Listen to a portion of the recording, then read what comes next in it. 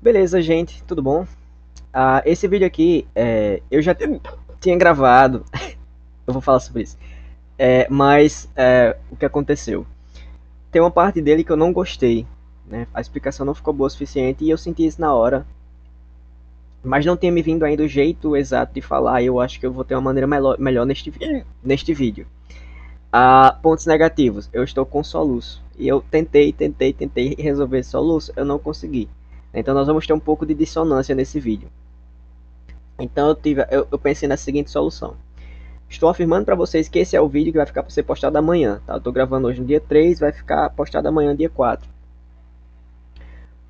Então eu vou upar as duas versões, tá? Para quem não aguentar esse atrapalha, essa interrupção constante, tenha a possibilidade de escolher o outro vídeo, apesar de que, bom, basicamente o que eu coloquei lá eu vou repetir aqui, né? As referências que eu usei, os exemplos e tal. Mas eu vou fazer outra explicação, porque eu nem revi o vídeo, entendeu? Eu gosto de montar na hora, né? Eu tenho mais ou menos a imagem, eu tento montar essa imagem. Aí eu não sei as palavras que vão vir, vem na hora. Então, vou deixar a opção, se você tá achando chato, né? Você pode ir pro outro, sabendo que você não vai perder muita coisa, mas tem uma parte que vai perder, que é a explicação sobre cultura e arte, tá? Esse primeiro momento é para dar uma imagem para vocês, a partir dos exemplos, do que é essas transições das artes, e depois eu vou falar o que é cultura, o que é arte técnica, etc.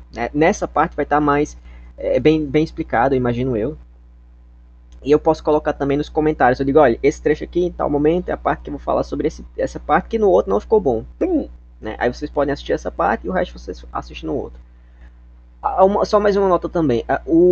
Um dos vídeos que eu coloquei, o áudio tá fraco, mas eu recomendaria que você tentasse escutar, né? Porque aí no seu celular, no seu computador, porque é um exemplo bom para ilustrar esse processo. Vamos lá, né? A música passou daqui. Essa é uma das minhas barrianas. Desculpe. Um dos meus prelúdios favoritos do bar. Não,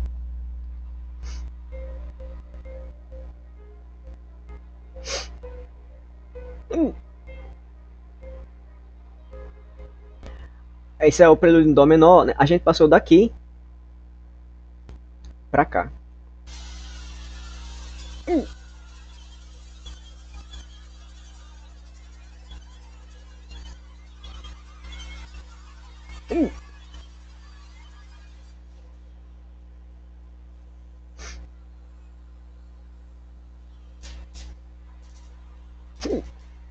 Chama-se Apoteose desta Terra, né? Eu não sei como é que pronuncia o nome dele, Carol Russa. E ele tá representando aqui isso que vocês estão imaginando, né? A destruição total. Tem outra versão aqui só pra vocês verem o instrumental que tá em jogo aqui. Eu não sei onde é que tá o coral, devia ter um coral aqui, mas eu não tô vendo. Mas vamos lá.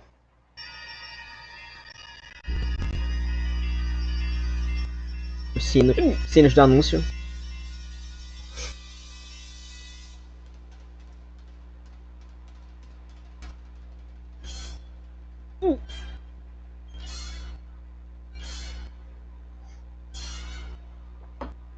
Perceba o.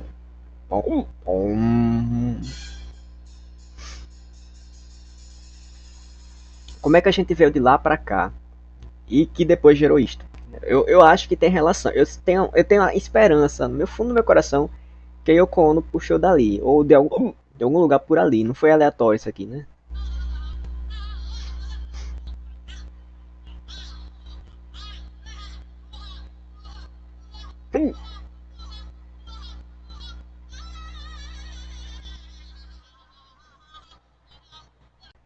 Inclusive, vocês podem assistir o vídeo inteiro, que a legenda é muito engraçada. É muito engraçada. De volta aqui.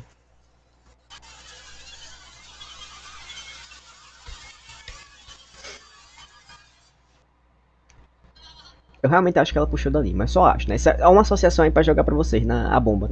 A bomba, né? Se vire. Então, ela veio, né, de novo, do bar, né, deixa eu ver uma música bem bonitinha que eu não pensei aqui. Clé de Lalum, Debussy. Debussy é um fofo, Debussy é um lindo. Não, essa não. Essa não. Mas é bom esse exemplo. Isso não é música clássica, tá? O Hans Zimmer e tal não é música clássica, chama de pseudo clássica. Olha, Você escuta, você já. Ah, que maravilha. Que coisa linda. A gente fala beleza. Beleza, isso é belo.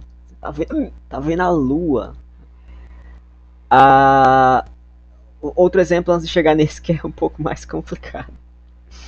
A gente teve, por exemplo, o movimento conservador. Para mim, eu comecei a ver o movimento conservador, né, através dessa música, né? Quando o Olavo começou a falar o COF, as aulas, o mínimo, entendeu? Essa coisa do o novo Brasil, né? Para mim, o novo Brasil ele foi representado por essa barriana, por essa barriana. A que eu gosto mais, tá? É a quarta, primeiro movimento especificamente.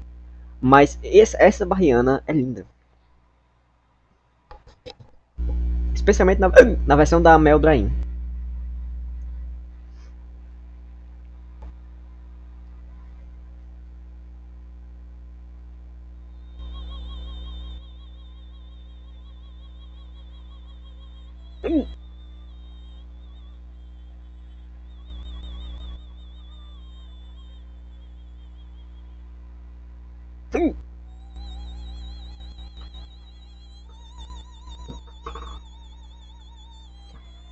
Pra quem quiser pensar no espírito brasileiro, escute essa música e escute Choro.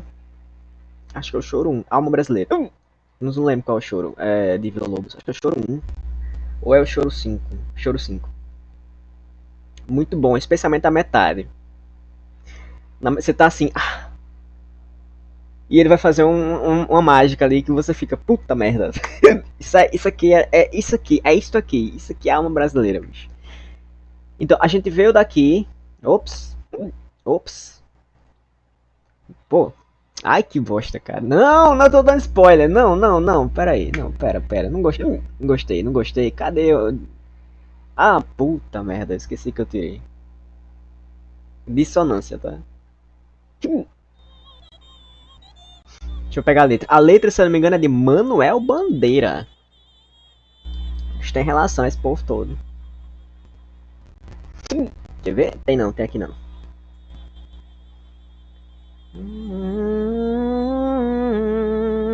Eu quero a parte do canto.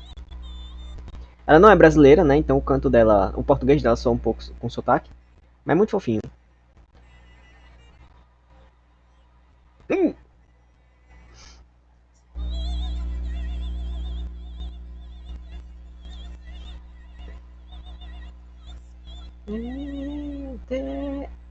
Então, tem essa música de Vila Lobos, mas o que chama a atenção em Vila Lobos pra um músico não é isto, é isto aqui. Essa música é que mais me deixou frustrado na minha vida. Porque a melodia inicial, quando você tira a dissonância, que é uma coisa da música moderna, Vila Lobos é um músico moderno, tá? A Barriana é música moderna, mas essa aqui é mais técnica. Né? Então, essa música, quando você diz a dissonância da melodia inicial, eu digo, porra, essa aqui dá uma melodia nesse estilo bonito, nesse estilo doce. Né? Mas não é o que acontece. Ele não segue as regras normal de uma composição. Essa é a melodia. Né? Pam, pam, pam, pam. Apesar de ter esse pam, pam, pam, pam, pam. Mas você pega só a melodia geral. Pam, pam, pam, pam, pam, pam, pam. E essa música. E essa mais aguda de fundo, né? Pam, pam, pam, pam, pam. Eu ouvindo isso a primeira vez, eu. Lindo. Lindo, lindo, lindo. Olha, lindo. Eu tava ouvindo isso e me apaixonei por essa música. Daqui a pouco ele, né, ele bata a porra do martelo no piano. Gente, duas notas. Sei que eu tô fugindo do assunto, mas já é parte do conteúdo. Duas notas. Tem uma menina que ela tenta tocar essa música. Quando faz essa transição dessa coisa mais doce pra essa versão, pra essa parte, ela literalmente ela pula do banco. Ela se joga assim pra ver se consegue apertar sabe? É uma coisa muito potente o que tem que fazer aqui. E pra tocar direito, do jeito que o Vila Lobos queria, tem que praticamente martelar o piano. Né? Então, assim. E a tablatura não, ó. Eu não lembro o nome, a cifra, enfim. Dessa parte, ela é um borrão, assim. Você olha e você diz, meu Deus, isso aqui tá dizendo alguma coisa. Eu não sei ler cifra, não sei, não é cifra a palavra, mas, né? Eu não sei ler partitura. Mas dá pra reconhecer, assim, você vê as outras notas, tipo, não, tá aqui, tô vendo, daqui, quando chega nessa parte, é tipo, porque é dissonante demais, é uma coisa muito esquisita. E assim, numa melodia normal da música clássica, existe a melodia inicial, ela vai se repetir. Você vai conseguir identificar aquela melodia inicial ao longo da música. Nessa, você passa a música inteira e você não encontra mais. Então eu fiquei morrendo de saudade. Eu fiquei assim, não, ele vai fazer essa evolução todinha, louquíssima, mas em algum momento eu vou ver de novo. Eu não vi, né? Eu virei um amante que perdeu a mulher amada, né? Mas na verdade tem, aí vai ter essa música, por exemplo, ela tem trocentos estudos, né? De eruditos. Aí vai ter um estudo que vai dizer, não, ó, apareceu. Aonde? Mas como? Não é a melodia bonitinha que você está ouvindo, era a parte que estava ali no fundo que ele vai transformar assim, assim, assim, assim, assim, assim. Eu digo, puta que pariu, eu não vou conseguir reconhecer. Quando você sabe, é isto. Você pega a tablatura, né, porque a produção agora não é mais pro ouvido, né? É uma produção mais intelectualizada. Essa é a marca da arte do século. Enfim, da arte moderna, que a gente chama de arte moderna.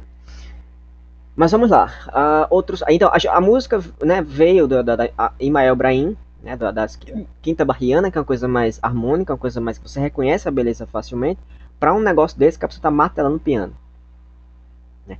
E aí o exemplo, né, agora o próximo. Essa aqui é o que fica baixo. Eu gosto muito dessa edição, mas como está muito baixo para vocês, então eu vou colocar essa porque é um pouquinho mais alta.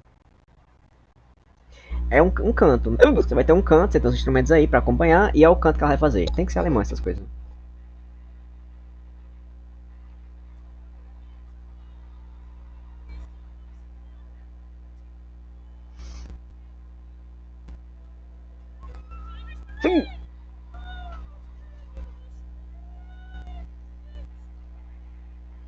É a música inteira, assim. A palavra que você está procurando é dissonância ou atonalidade, né?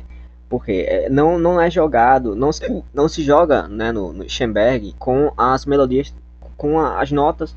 Não é assim, as maneiras de combinar as notas no modo tradicional. Então ele brinca em recombinar as notas de outras maneiras que não soam bem ao ouvido, que é acostumado com a tradição. E eles faziam isso para isso, na verdade. Ele queria que você sentisse a estranheza. Aí cada um vai interpretar um motivo e não é o caso entrar aqui. A questão é, virou isto aqui. Né? E o Schoenberg, ele tá entre, né, o modo antigo, né, de Bach, e o Karaúsa. Karaúsa é como se fosse um Schoenberg mais moderno, mais contemporâneo. Né, que faz um negócio assim. Tá? Esse aqui não é especificamente sobre música, então não vou aprofundar. Mas aconteceu de fato um processo, né, no século XX, que eu vou comentar um pouco, não sei se vai dar tempo. Mas antes eu quero mostrar mais uns exemplos. Né? Agora um exemplo mais pop de música. Né? Deixa eu ver onde é que tá. Eu não vou achar, está aqui. A gente veio da. Caramba, é aqui. A gente veio daqui. Cadê? É este? É este. A gente veio daqui, desculpa, eu vou colocar. Eu não resisti a botar essa versão, porque ela é muito bem representativa. Você acha que eu gostei de nascer com essa voz? Ele tá apanhando.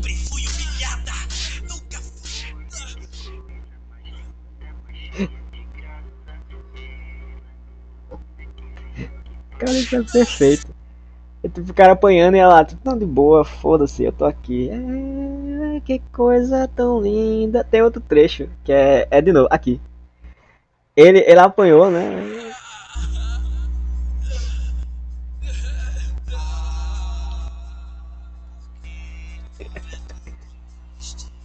Porque tudo é tão triste.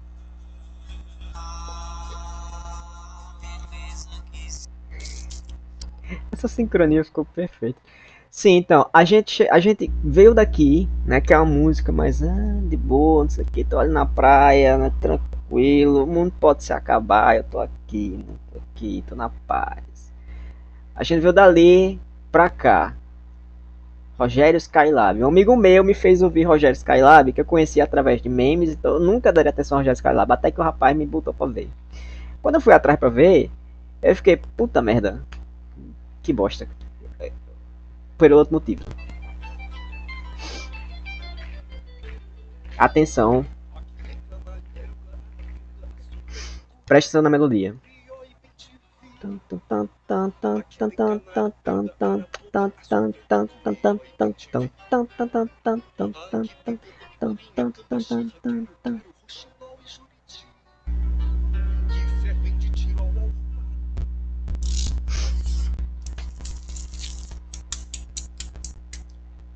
Nada disso.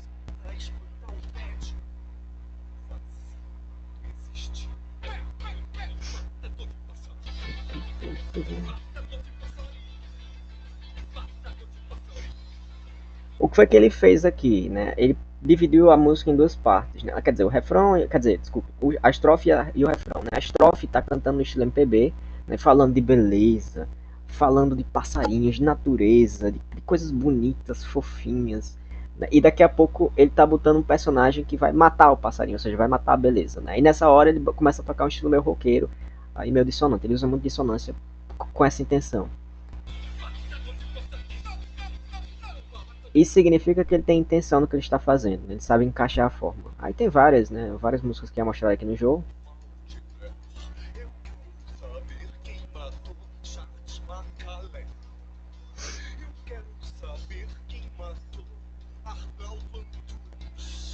Eu quero saber quem matou Lobão. Eu quero saber quem matou 2003, tá? Esse monte de referência que ele vai citando, que eu não acompanho, não conheço todas, mas de modo geral ele tá falando da música, né? Então, só para dar uma nota, né? Você precisa conhecer música para fazer música. Esse é um dos mods para estudo de arte. A música é um diálogo com a música e cada arte é um diálogo com a sua própria arte correspondente. Mas a gente veio, né, desse, olha que coisa mais linda, mais cheia de graça, para chegar no matador de passarinho. No meio do caminho, a gente passou por João Gilberto e Tom Jobim. Tem esse ritmo de essa melodia, esse ritmo e essa melodia de elevador, né? Desafio, amor. Sabe que não me provoque imensa dor. Isso aqui é dissonância. Ele tá fazendo um experimento, né, e brincando, né? A letra vai ter relação com a maneira, a brincadeira que ele decidiu fazer na música, que é cantar desafinadamente, mas de uma maneira que soe bonito. Ou seja, tá desafinado, mas tem uma transiçãozinha que consegue deixar a coisa mais ou menos harmônica. Então, a gente passa, né, por esse processo, essa transformação nas artes, que vem, só para dar mais um exemplo, né, acho que não era agora o momento de fazer isso, mas vem, né, do Pablo Picasso antigo. Isso é Pablo Picasso, tá? A juventude dele. Ele tá fazendo a obra assim, né? Faz. Daqui a pouco ele fala, tipo, que porra eu tô fazendo? Todo mundo tá fazendo a mesma coisa, né? Todo artista já que você sabe o básico, você consegue fazer isso aqui, você sabe direitinho. Aí eles, não, vou inventar meu estilo, vou inventar uma coisa, vou pensar sobre o tema da arte, ver o que é que eu consigo fazer. Aí chega nisso aqui, né? Que é o quê? É um jogo com ângulos, né? Eu acho que não era essa hora de fazer isso aqui, mas vamos lá. É um jogo com ângulos, né? Você vê o que está acontecendo aqui é uma mistura de ângulos, né? Você vai conseguir identificar mais ou menos por causa da escolha de cores, né? Dá para tornar perceptível que existem uns ângulos diferentes aqui. Por exemplo, isso aqui parece perfil, perfil para a direita, a minha direita no caso, não sei qual de vocês. Mas aqui parece um nariz de perfil para a esquerda, assim, né? Esse olho tá meio confuso, mas de modo geral ele tá como se fosse um perfil, acho que para a direita, né? Sendo que o nariz está para a esquerda, né? E esse aqui tecnicamente é olhando para frente, né? É de um frontal. E tudo isso está arranjado dentro de um rosto, que apesar desses outros ângulos que ele está jogando, mas de modo geral a gente reconhece como um rosto frontal. Então, por ser um rosto frontal, né, esses vários ângulos vão dar uma coisa meio que ao mesmo tempo dá para reconhecer que está sendo desenhada alguma coisa aqui mais ou menos reconhecível, né? Parece ser um nariz normal aqui, apesar de estar muito bagunçado esse nariz, essa boca também e tal. Eu não sei se é uma barba, parece uma barba. Mas o Pablo Picasso ele sempre vai fazer esse tipo de obra. Por exemplo, aqui, né, esse olho está frontal, esse olho está lateral. Não sei se vocês estão observando aqui, não sei se apita o bicho. Aqui está tá ao mesmo tempo perfil, vamos dizer, perfil para a direita, né? Na verdade é 3/4, assim, mais ou menos. Só que o olho tá para lá. Então, os ângulos não se encontram. Ele tá meio que tentando fazer essa brincadeira com os ângulos. E as obras dele todas vão meio que fazer isso. Eu gosto de fazer, tem tudo a ver uma coisa com a outra. Mas isso é mais ou menos equivalente ao Rogério Skylab, né? Eu tô brincando com as formas.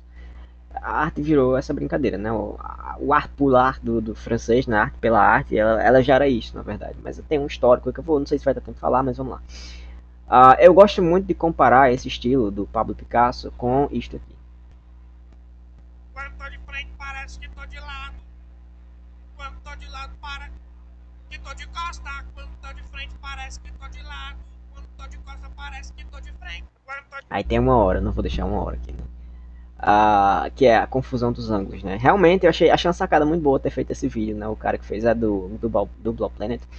É uma sacada engraçada. Aí dá pra comparar com isso aqui. Mas na prática, Pablo Picasso, né? A arte ela deixou de representar o sensível. Como você vê aqui, né? Você tem um ensaio clássico que é do Ortega y Gasset, Desumanização da Arte, muito bom, inclusive. Existe um motivo para isso estar acontecendo, existe um motivo para isso não parar de acontecer, mas não é o caso aqui exatamente. Mas ele não tá, Pablo Picasso não está mais interessado no conteúdo, como ele estava na sua primeira fase, né, aqui. Ele está interessado agora em representar ideias, representar formas, representar ou um jogo com a arte ou uma ideia que se sobrepõe ao conteúdo, né? Isso já está previsto, tá? Na evolução das artes está previsto. Eu não terminei tá, o livro de estética de Hegel, mas pelo que eu entendi do que ele propõe, está previsto já em Hegel. Vem de um processo histórico, etc. E enfim, o conteúdo ele some e passa a ser uma estética pura, uma espécie de forma pura que tem ideias. Vamos dizer uma ideia que eu consigo extrair de Pablo Picasso que eu acho interessante. Né? Por exemplo, essa maneira de mostrar vários ângulos ao mesmo tempo seria mais ou menos o que você tenta fazer quando você compara várias opiniões de um tema sem saber a técnica, vamos dizer, a técnica dialética. Por quê? Para você fazer isto, você tem que fazer uma adaptação entre o objeto completo e a sua capacidade pessoal de angulação dos pontos de vista. Por exemplo, quando você faz um desenho, né, um desenho normal, ou uma fotografia que seja, uma fotografia significa uma imagem 2D. Né? Eu tenho que fazer uma imitação do 3D, né? Porque na prática isso é 2D, isso não é 3D, são duas dimensões, não 3, né? Não tem profundidade. Então eu tenho que fazer um jogo, eu tenho que fazer escolhas para passar a impressão de que aquela imagem tem profundidade, mesmo que na prática não tenha. Por exemplo, essa aqui não tem um pouco de profundidade, você percebe pela diferença de a cor do pescoço, etc. Mas um boneco palito, por exemplo, não tem profundidade. Visível, não passa a ilusão. Esqueci porque eu estava falando isso. Sim, então a gente precisa, um pintor, etc. Claro, mais que um fotógrafo, que o fotógrafo, a câmera já faz isso. Mas o pintor ele tem que pensar em estratégias, né, para representar as coisas na pintura. Se você, da mesma maneira, juntar os pontos de vista de um tema, de alguma coisa, de uma pessoa, né, várias visões de uma pessoa, as várias ideias que você tem sobre uma pessoa, ela pode ser boa aqui, ruim acolá, como é que você junta isso, né? Quando você tenta fazer isso sem essa consciência, essa adaptação, de que você não vai ter como saber tudo, mas você pode tentar saber que existe um todo e encaixar os pedaços, né, para fazer essa ilusão da tridimensionalidade, você gera isto. Né? Por exemplo, se as opiniões que você tem sobre o Olavo, né, sobretudo de quem não gosta dele, geram isto. Né? Não geram a imagem de uma pessoa reconhecível, gera uma coisa destrinchada. Né? Gera o pato que está de frente, parece que está de trás, está de lado. Porque as peças não juntam. Ele não tem o critério de junção, a unidade da obra, a unidade da coisa. Tá. Eu vou tentar falar depois sobre essa transição, mas eu quero só dar mais um último exemplo antes de entrar propriamente nos temas. Eu sei que eu estou avançando muito, eu sei que não é o foco, mas é importante, já que vai ter esse trabalho sobre as artes também, cada um individualmente, aqui dá uma introdução geral. Né? É o Vestido de Noiva do Nelson Rodrigues. Vestido de Noiva, essa edição baratinha, consegui porque tá barata, vou experimentar. Vou deixar esse trecho aqui para vocês. Eu não sei se existe vida após a morte. Mas se existe... Essa cena inicial ela não é exatamente o que está no livro, tá? É uma adaptação que a companhia fez para tentar ilustrar alguns princípios. Né? Perceba que tem 3 pessoas aqui atrás, tem um vestido de noivo, que é o título da peça e o tema. E tem essas pessoas da frente, como as de trás, estão divididas, né? Como se fossem 3 núcleos. Eu vou explicar isso já já. Se a vida pode mais a vida vai ser mais existir.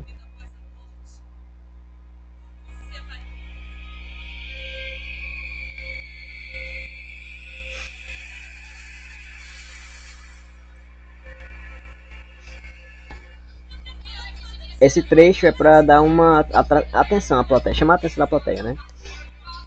Então perceba, os personagens eles vão transitando entre esses pedaços, né, do palco. Eu não sei exatamente o que é essa divisão, se é uma placa, se não sei dizer, né? O que é que é? Se é papelão, não sei.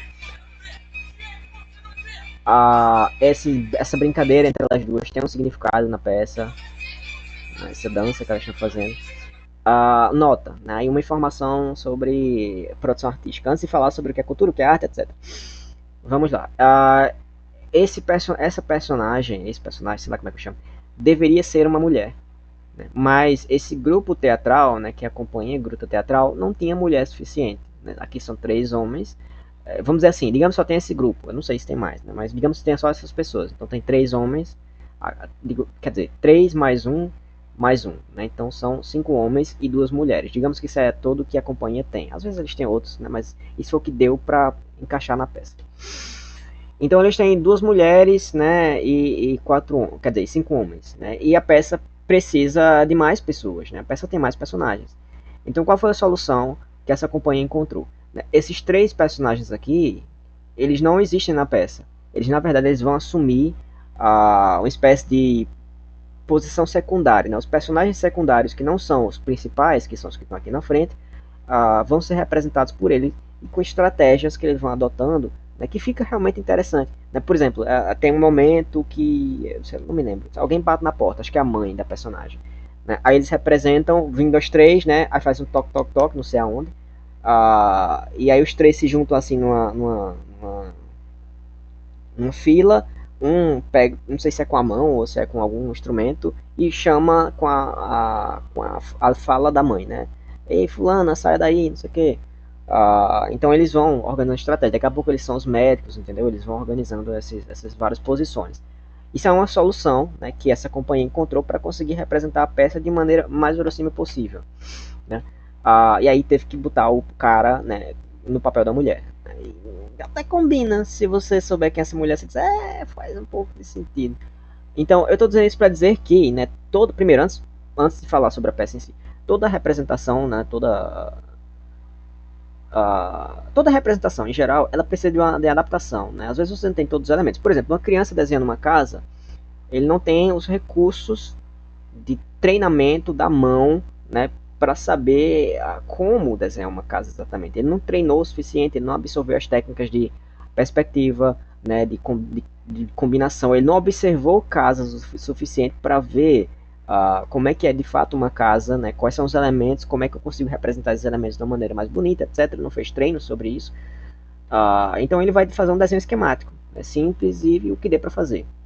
Fica uma coisa que você olha e diz, isto é uma casa. É suficiente. Não é perfeito, mas é suficiente. Então, qualquer representação, qualquer arte, etc., você sempre vai ter que jogar com os elementos que você conhece, com os elementos que você tem acesso, né? Vamos dizer, de ideias que você tem sobre o que pode ser representado e dos meios de representação. Né? Então, nesse caso, a companhia teatral adaptou isso aqui, né? Mas a ideia central da peça está presente. Né? Então vamos falar da ideia central, que é a ideia do Nelson Rodrigues. Né? Ele dividiu a peça. Isso é uma peça moderna, tá?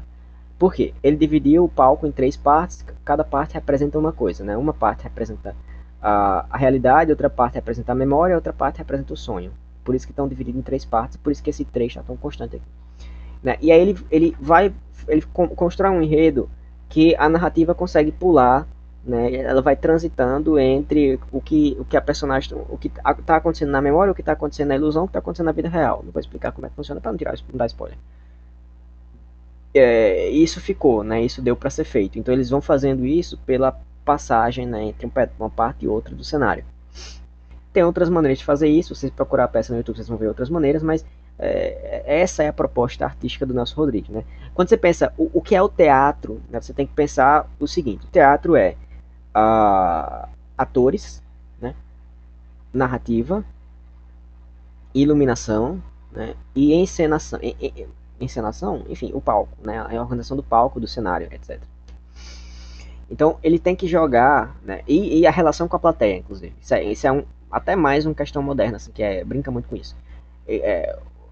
O diretor de teatro, né, ele tem que jogar com esses 5 elementos. Ele tem que organizar a peça implica tomar decisões sobre esses 5 elementos. Né, não tem como você fugir disso.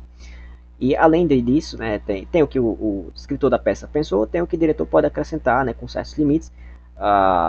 Enfim, e isso vai ser um processo criativo, né, das várias partes envolvidas. Então a coisa vai se transformando, né, vão se elaborando novas formas, novas maneiras de fazer as coisas e tal.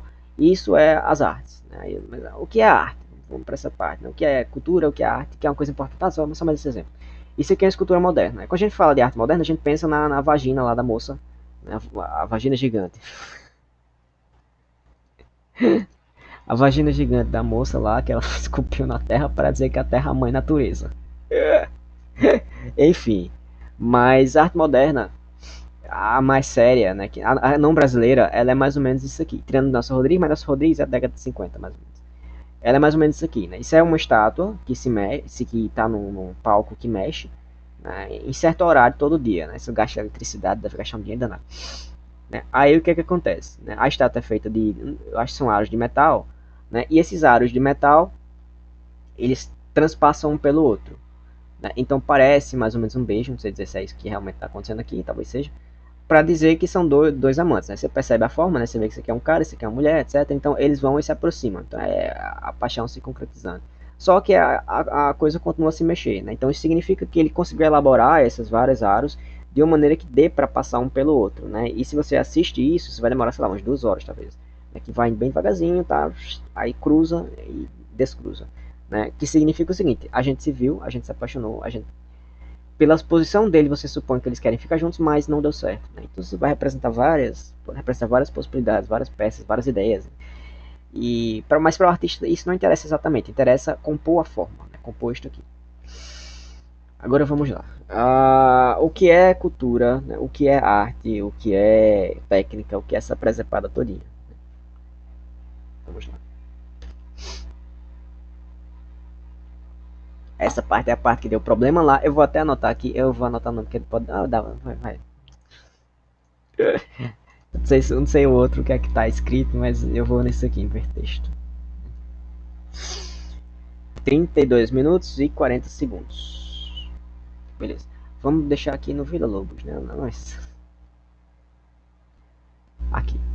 Então vamos lá. O que é a cultura, em primeiro lugar? Né? A arte é uma das possibilidades da cultura. A cultura, quando eu falo cultura, tá? Eu estou encaixando tudo. Eu vou fazer a diferenciação depois. O que significa dizer encaixar tudo?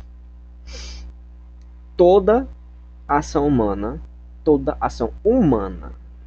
eu estou falando humano, eu estou falando que tem no ser humano é diferente do bicho. Toda ação humana, ela é cultura. Toda, absolutamente toda. Por quê? E vem do mesmo lugar. Como assim? Vamos chamar de atos culturais, né? O bicho, né? Um ser humano, né? É a ideia geral que a gente tem, a gente conseguiu pelo histórico, porque você não pode fazer um experimento com isso, né? É uma coisa grave, mas um ser humano, segundo as hipóteses, né? O que se sabe de alguns casos que aconteceu por acaso, se ele é jogado fora de um ambiente humano, só com bicho, ele vai virar mais ou menos um bicho. Ele não vai ter capacidade de desenvolver suas capacidades depois. Se conseguir, é muito pouco. Um exemplo mais próximo do que dá para entender disso aí. Né? Um surdo, de nascença, nasceu surdo. Se os pais não perceberem que o bebê é surdo, e é difícil perceber, porque basicamente todo bebê faz a mesma coisa, que é chorar. Se os pais não perceberem que ele é surdo, e não criarem não passarem por um processo de ensinar uma comunicação com ele, um surdo sem linguagem fica basicamente débil mental.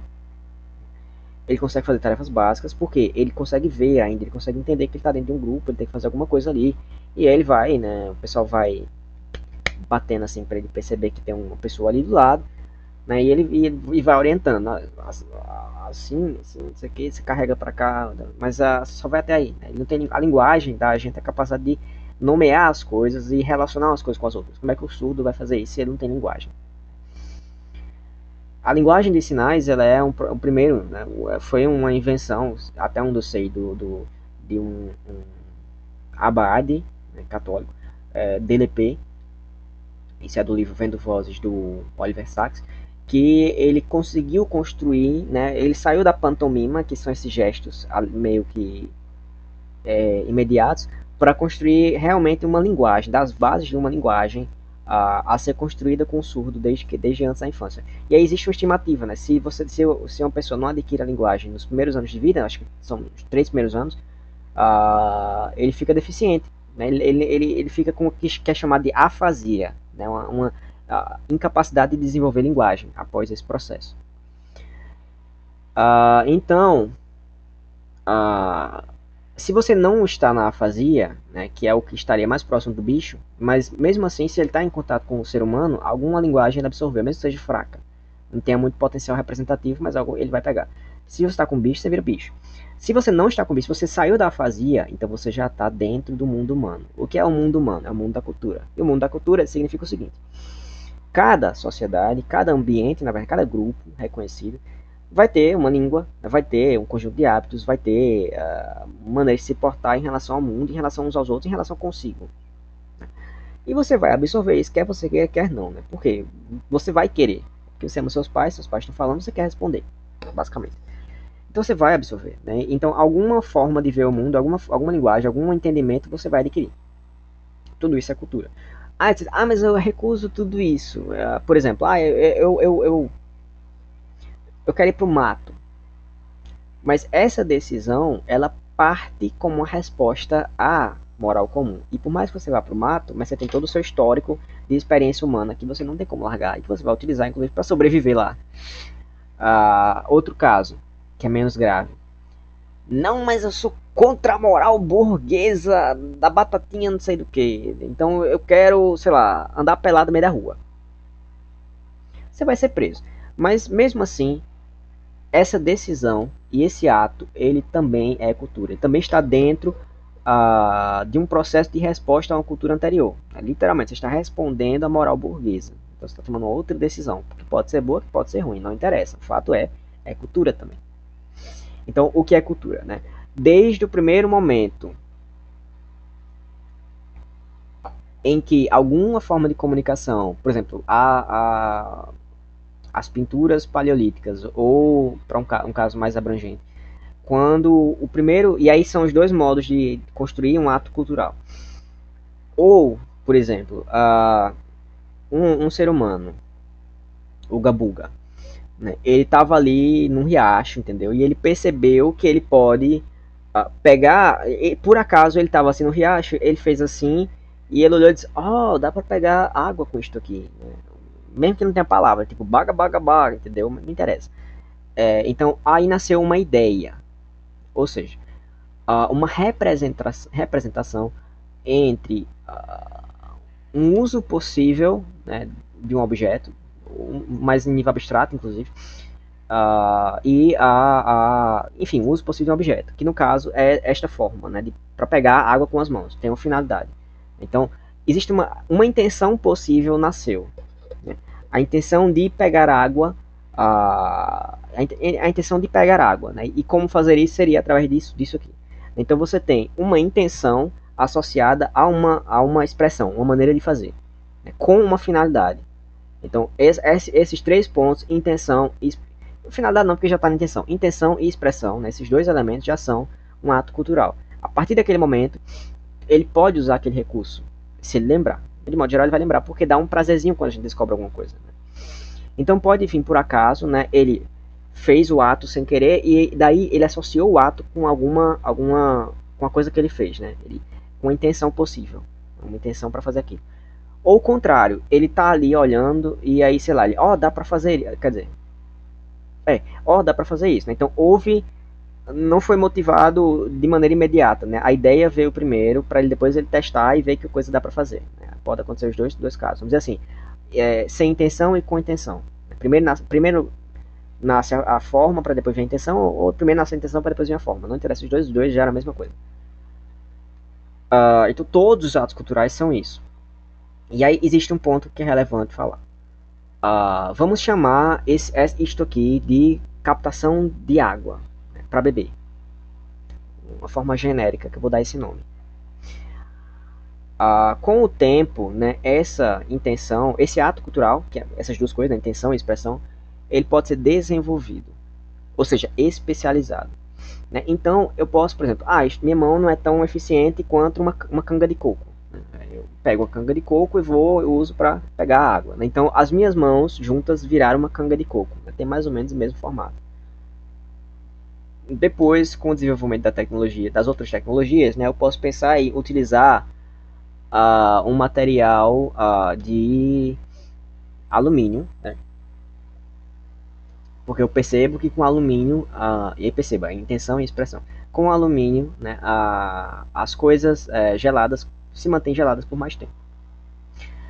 Eu percebo também que se eu botar café quente aqui, não é bom, porque se é para manter a temperatura por mais, não é só gelado, a temperatura tenta se manter, né? Então eu vou me queimar, isso não é bom. Então eu penso em utilizar, eu especializo, né, em uma forma que amplifica a intenção específica, atenção, amplifica a intenção específica, que é guardar ou armazenar ou juntar líquidos gelados, de preferência. Enfim, eu posso fazer de forma específica, mas já para o uso mais imediato, né? Líquidos gelados. E eu vou fazer uma outra forma, que é uma especialização, para juntar, armazenar líquidos quentes. Né? Então, o material de um é alumínio, o material do outro é vidro, porcelana. Isso já é suficiente para não a espessura do objeto, inclusive, né, que o preço dele é suficiente, né, para que você deixe mais espesso, né, não há uma transição muito grande do calor, então ele se mantém o suficiente, não é também uma coisa que joga fora de imediato, e você tem uma maior proteção em relação ao copo de alumínio. Se você especializa mais, você cria a alça, você constrói a alça para permitir que você segure o objeto e fique ainda mais distante, né, de pegar a temperatura dele, de se queimar. Em outras palavras. Então, de um objeto genérico, né, pegar líquidos, você formou dois específicos, né? Pegar líquidos gelados, pegar líquidos quentes. Qual dos três é melhor? Depende da sua intenção. Qual é o mais genérico? Pegar líquidos. Mas com relação às posições, às opções disponíveis, é melhor juntar as mãos, uma canga de coco, um copo genérico de plástico, ou um para cada coisa, né? Para o uso específico, é melhor, né, o que você puder comprar, o específico. Às vezes não pode, então você recua, vamos pegar o mais genérico. Você recua mais, vou usar a canga de coco. Recua mais, não tenho dinheiro para canga de coco, vou usar a minha mão. Beba água lá. Mas na prática, né, o que eu entendo de Hegel, por exemplo, é dizer assim, não, o futuro vai ser sempre melhor do que o passado, inclusive nessas coisas. Na prática, não é exatamente isso. O que existe, de fato, é uma especialização das possibilidades, e isso tem vantagem e desvantagem. Por quê? Uma coisa especialista, ela é boa para umas coisas e é ruim para outras. Né? Então, uma canga de coco, ela é, vamos dizer assim, igualmente ruim para os dois, mas ela é suficiente para os dois. Né? Então, existe essa diferença. Na prática, não é um avanço, mas é uma especialização. Isso é um avanço, de certo modo, mas não... um objeto especializado não substitui o anterior. Ele permite a coexistência desses vários objetos ao mesmo tempo. Tá? E isso acontece também com as demais coisas. Né? Então, cultura, né, é esse processo, né, de acumulação de atos culturais. Tá? Então, assim como esse objeto, né, as outras coisas também. Peraí, uma pedra pode ser usada para bater em alguma coisa e vai ferir.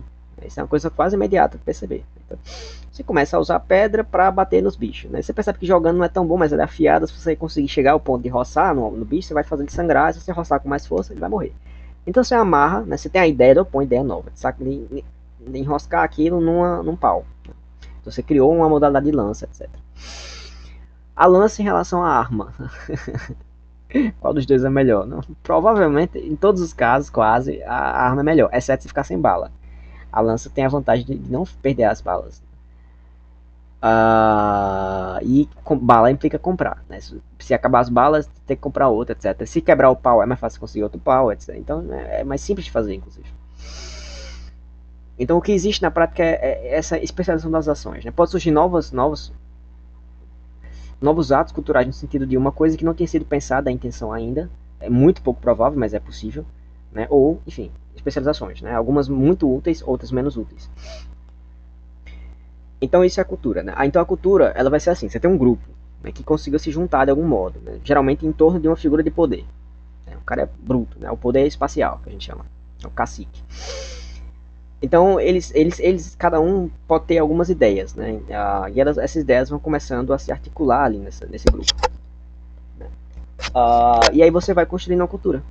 Aí o que é a cultura? A cultura é a soma dos atos culturais, que vão desde beber água até uma oração, formas de oração, formas de rituais, etc. Até uma análise crítica sobre os rituais, né, que basicamente é quando análise crítica dos rituais, uma análise crítica, né, da forma de religião de um ambiente é o que faz gerar a história, né, e a filosofia, né. A história é uma especialização da análise dos mitos, do passado mítico, que representa o presente mítico também. E a filosofia, né, é a representação vamos dizer, da capacidade humana de compor mitos, ou da unidade dos mitos, da unidade das coisas, né? E aí você vai descobrir algumas coisas, você especializa e faz isso. De modo geral, né, como é assim, então a capacidade da filosofia já está contida no mito, né? Mas o desenvolvimento dela precisa dessa especialização. Enfim.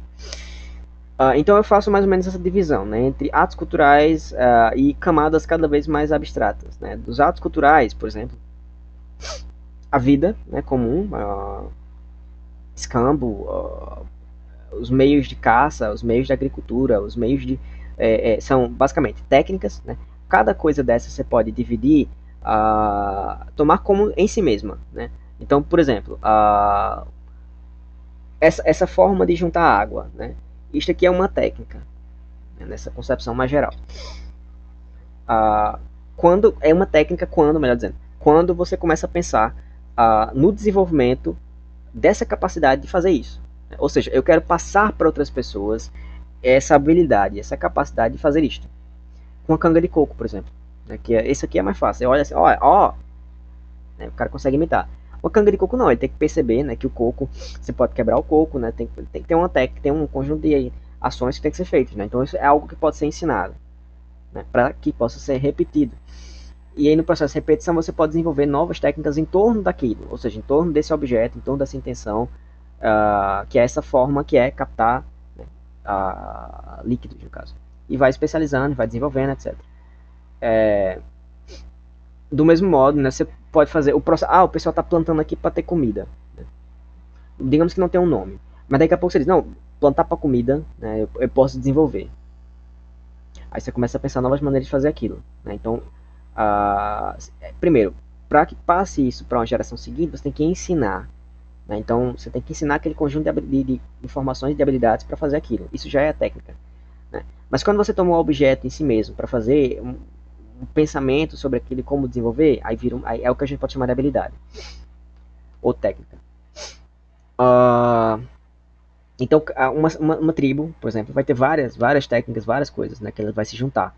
E tudo isso está dentro de cultura. Os meios de se relacionar entre si, os ritos de passagem, como caçar, como fazer as ferramentas, né? Cada ferramenta tem um jeito, etc. Mas você pode juntar tudo nesse processo de composição de ferramentas, né? Quanto mais genérico, mais fácil você juntar essas várias habilidades numa pessoa só. Então, enfim, você vai ter várias habilidades que vão ser juntadas numa tribo. E isso vai ser a tribo, né? Esse conjunto de habilidades. Isso é a cultura da tribo, e a tribo em si mesma, juntando toda essa cultura e mais a vivência, é o que a gente chama de civilização. Então, beleza. Então, cultura a gente já sabe, né? A soma dos atos culturais de um grupo. Então, o Japão tem uma, a China tem outra, né? O Japão tem relação com a da China, em boa parte, mas é autônoma. A dos indígenas, cada tribo tem uma. Vamos dizer, a maioria do povo brasileiro tem outra, inclusive, né? Não tão relacionada, mas tem alguma influência mútua. E, enfim, cada povo vai ter uma. Né? Elas podem se mesclar, podem se juntar, podem se dissociar, podem tentar purificar uma da outra, mas, enfim, você vai ter essa mescla de culturas e briga entre culturas, e isso é uma outra história. Mas agora, o que é arte? Né? Eu fiz essa, primeiro, né, o nascimento dos atos culturais, depois uma organização sobre eles, né, uma meditação sobre eles, para poder desenvolver as técnicas, né? Repetição, né, a capacidade de repetir, portanto, ensinar. Mas aí tem um ponto mais acima, né, que é quando você começa a perceber por exemplo, as várias técnicas que já foram feitas para alguma coisa e começa a meditar sobre elas, começa a articulá-las, né? Emendar, pensar, né, qual serve mais, qual serve menos, para que serve, etc. Aí você já está perceba que cada vez mais você tá saindo da prática e você está indo para o pensamento, você está desenvolvendo o pensamento para poder fazer isso. Então nesse ponto você já não está, eu não sei dizer o nome para isso aqui, mas já é um ponto a mais, né?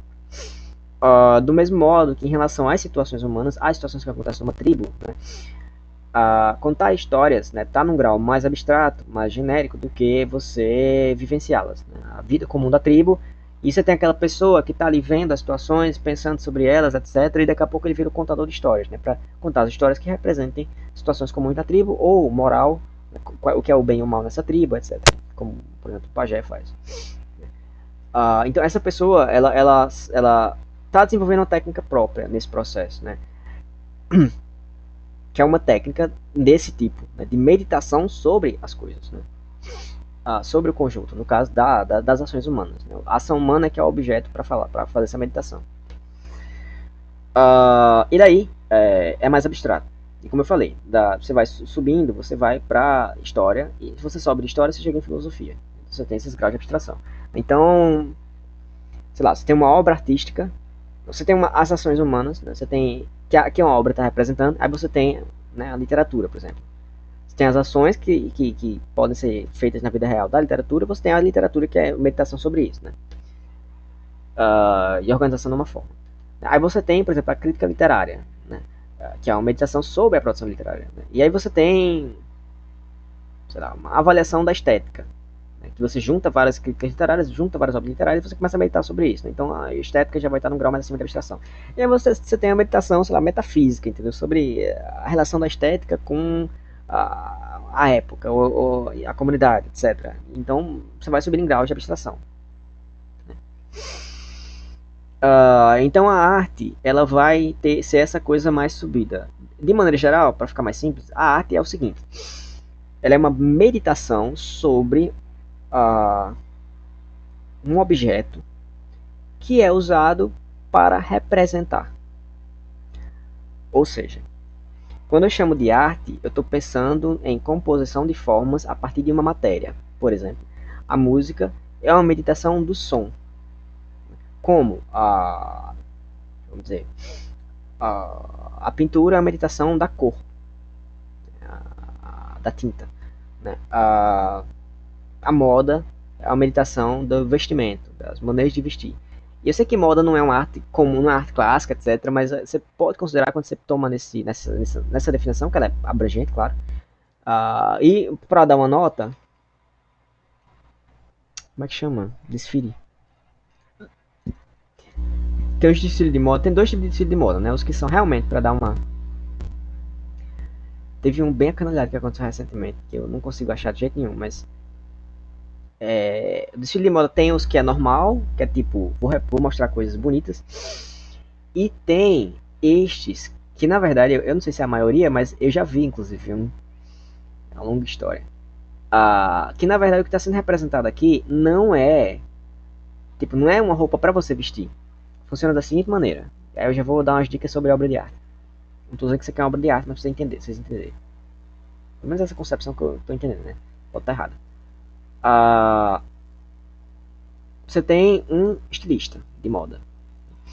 E aí, isso é uma competição, tá? O que está acontecendo aqui. Um olho. E aí, a pessoa que está organizando a competição diz: pense num tema. Ele já pensou num tema. Não sei qual é esse tema, não vou saber. Mas, por exemplo, pode ser a moda no sertão, podia ser moda gaúcha, podia ser um pensamento sobre a tecnologia contemporânea, podia ser, sei lá, como é? Reciclagem, podia ser arranha-céus, entendeu? A pessoa pode pensar em qualquer tema. Aí a questão é, como eu vou pegar vestimenta e organizar de uma maneira que tenha, primeiro, coerência com o tema, né? As peças são, digamos que são 10 peças. Essas 10 peças têm que ter relação com o tema. Segundo, seja fazível, porque você não pode fazer uma coisa que não tem como fazer. Terceiro, que consiga mostrar as cores, né? Os tipos de tecido. Eu não vou dizer, não é, o que interessa aqui não é essa textura, mas por exemplo, para dar uma ideia sobre o tema e dar uma ideia também, por exemplo, isso aqui poderia se tornar um vestido não desse jeito, mas um vestido com essa cor, um vestido que fosse mais ou menos assim, né, pegando essa parte e depois ajeitando para cá, né, só essas duas bolinhas viram só, essas duas bolinhas viram só, por exemplo. Porque a ideia não é dar um vestido, dar uma roupa específica, é inspirar. Assim como a arte em geral, o foco dela é menos a ideia do que as inspirações possíveis que a ideia pode passar, a forma que foi construída pode passar. Então você tem, né, a música, você tem a... Como é que fecha? Você tem a música, né, que é o som, você tem a literatura, que é a palavra. Na verdade, a literatura são as situações humanas, mas a gente pode dizer que é a palavra, né, sobretudo. Ela já é uma mescla. A poesia, ela é literalmente a palavra, mais que a literatura. É a palavra na sua forma mais pura. Né? Eu trabalho com a palavra. E aí varia. Alguns vão trabalhar como som, alguns vão trabalhar como palavra escrita, alguns vão trabalhar como a imagem que a palavra forma. Ou você pode fazer uma mistura dos três. Mas a palavra é o centro. Aí você tem as artes modernas, as artes contemporâneas, né, que é o cinema e o jogo. O jogo não é considerado arte, mas eu considero da seguinte maneira: qual elemento? O tratado foi o tratado do não tá aqui, se tivesse mostrado, não foi o tratado do Evaldo Coutinho, a imagem autônoma, que me deu essa sacada. Ele diz assim: não, o cinema começou como uma imagem preto e branco sem som. E ele pega Charlie Chaplin como o cara que mais dominou essa habilidade. Então é uma imagem preto e branco sem som, e o centro dela não é a imagem, é a câmera que está ali. É a angulação, é a escolha da cena, o tempo dedicado àquela cena, né, a passagem das cenas, ou seja, é uma espécie de melodia das cenas, né, e que está filtrada sempre por uma câmera. Né, a câmera escolhe o que colocar, no ângulo que quer colocar. Esses dias eu estava vendo, por exemplo, me botaram para ver um pedaço da novela Globo, aí uma mulher estava saindo da água, uma mulher não, um homem, foi jogado na água, na piscina, contra a vontade, né? E ele estava saindo. Né? Aí a câmera, deve ser uma câmera com proteção de água, né? Mostra, ela focou debaixo, assim, quase na água, mas um pouco acima, para que na hora que o cara estiver saindo da piscina, venha a onda da água e molhe a câmera. Para quê? Para dar a impressão no que está assistindo de água. Né? De que, opa, ele está saindo da água, bicho. Tem a pressão aqui, é difícil sair, etc. O cara tava com roupa. Você dá uma ênfase nessa coisa. A escolha dos ângulos. Né? Claro que quando o Coutinho está falando disso, ele está falando com um casos bem mais desenvolvidos do que isso. Mas isso é um exemplo. Então, e o jogo, né? Eu tomo o elemento jogabilidade. Eu não sei nem se essa palavra existe, mas eu tomo ela como da seguinte maneira, né? Como é que você define um jogo de cartas, né? Tem que ter a intenção, e aí você vai trabalhar essa intenção naquela matéria, que é a matéria que vai ser a matéria do jogo. Pode ser várias.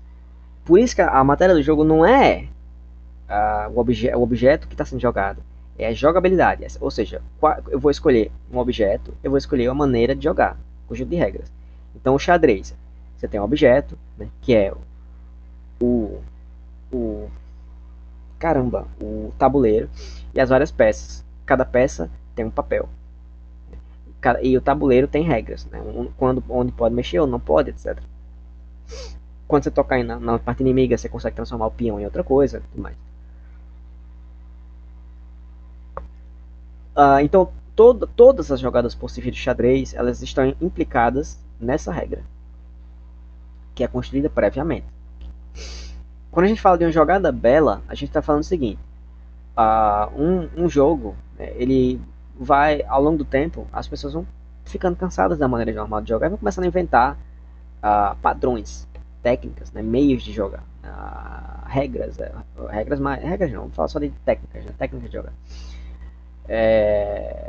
Pelas jogadas repetidas, né? Você vai começando a absorver, memorizar certas jogadas específicas, certos movimentos e tal. Então você vai adquirindo, né, uma compreensão do jogo, das possibilidades do jogo.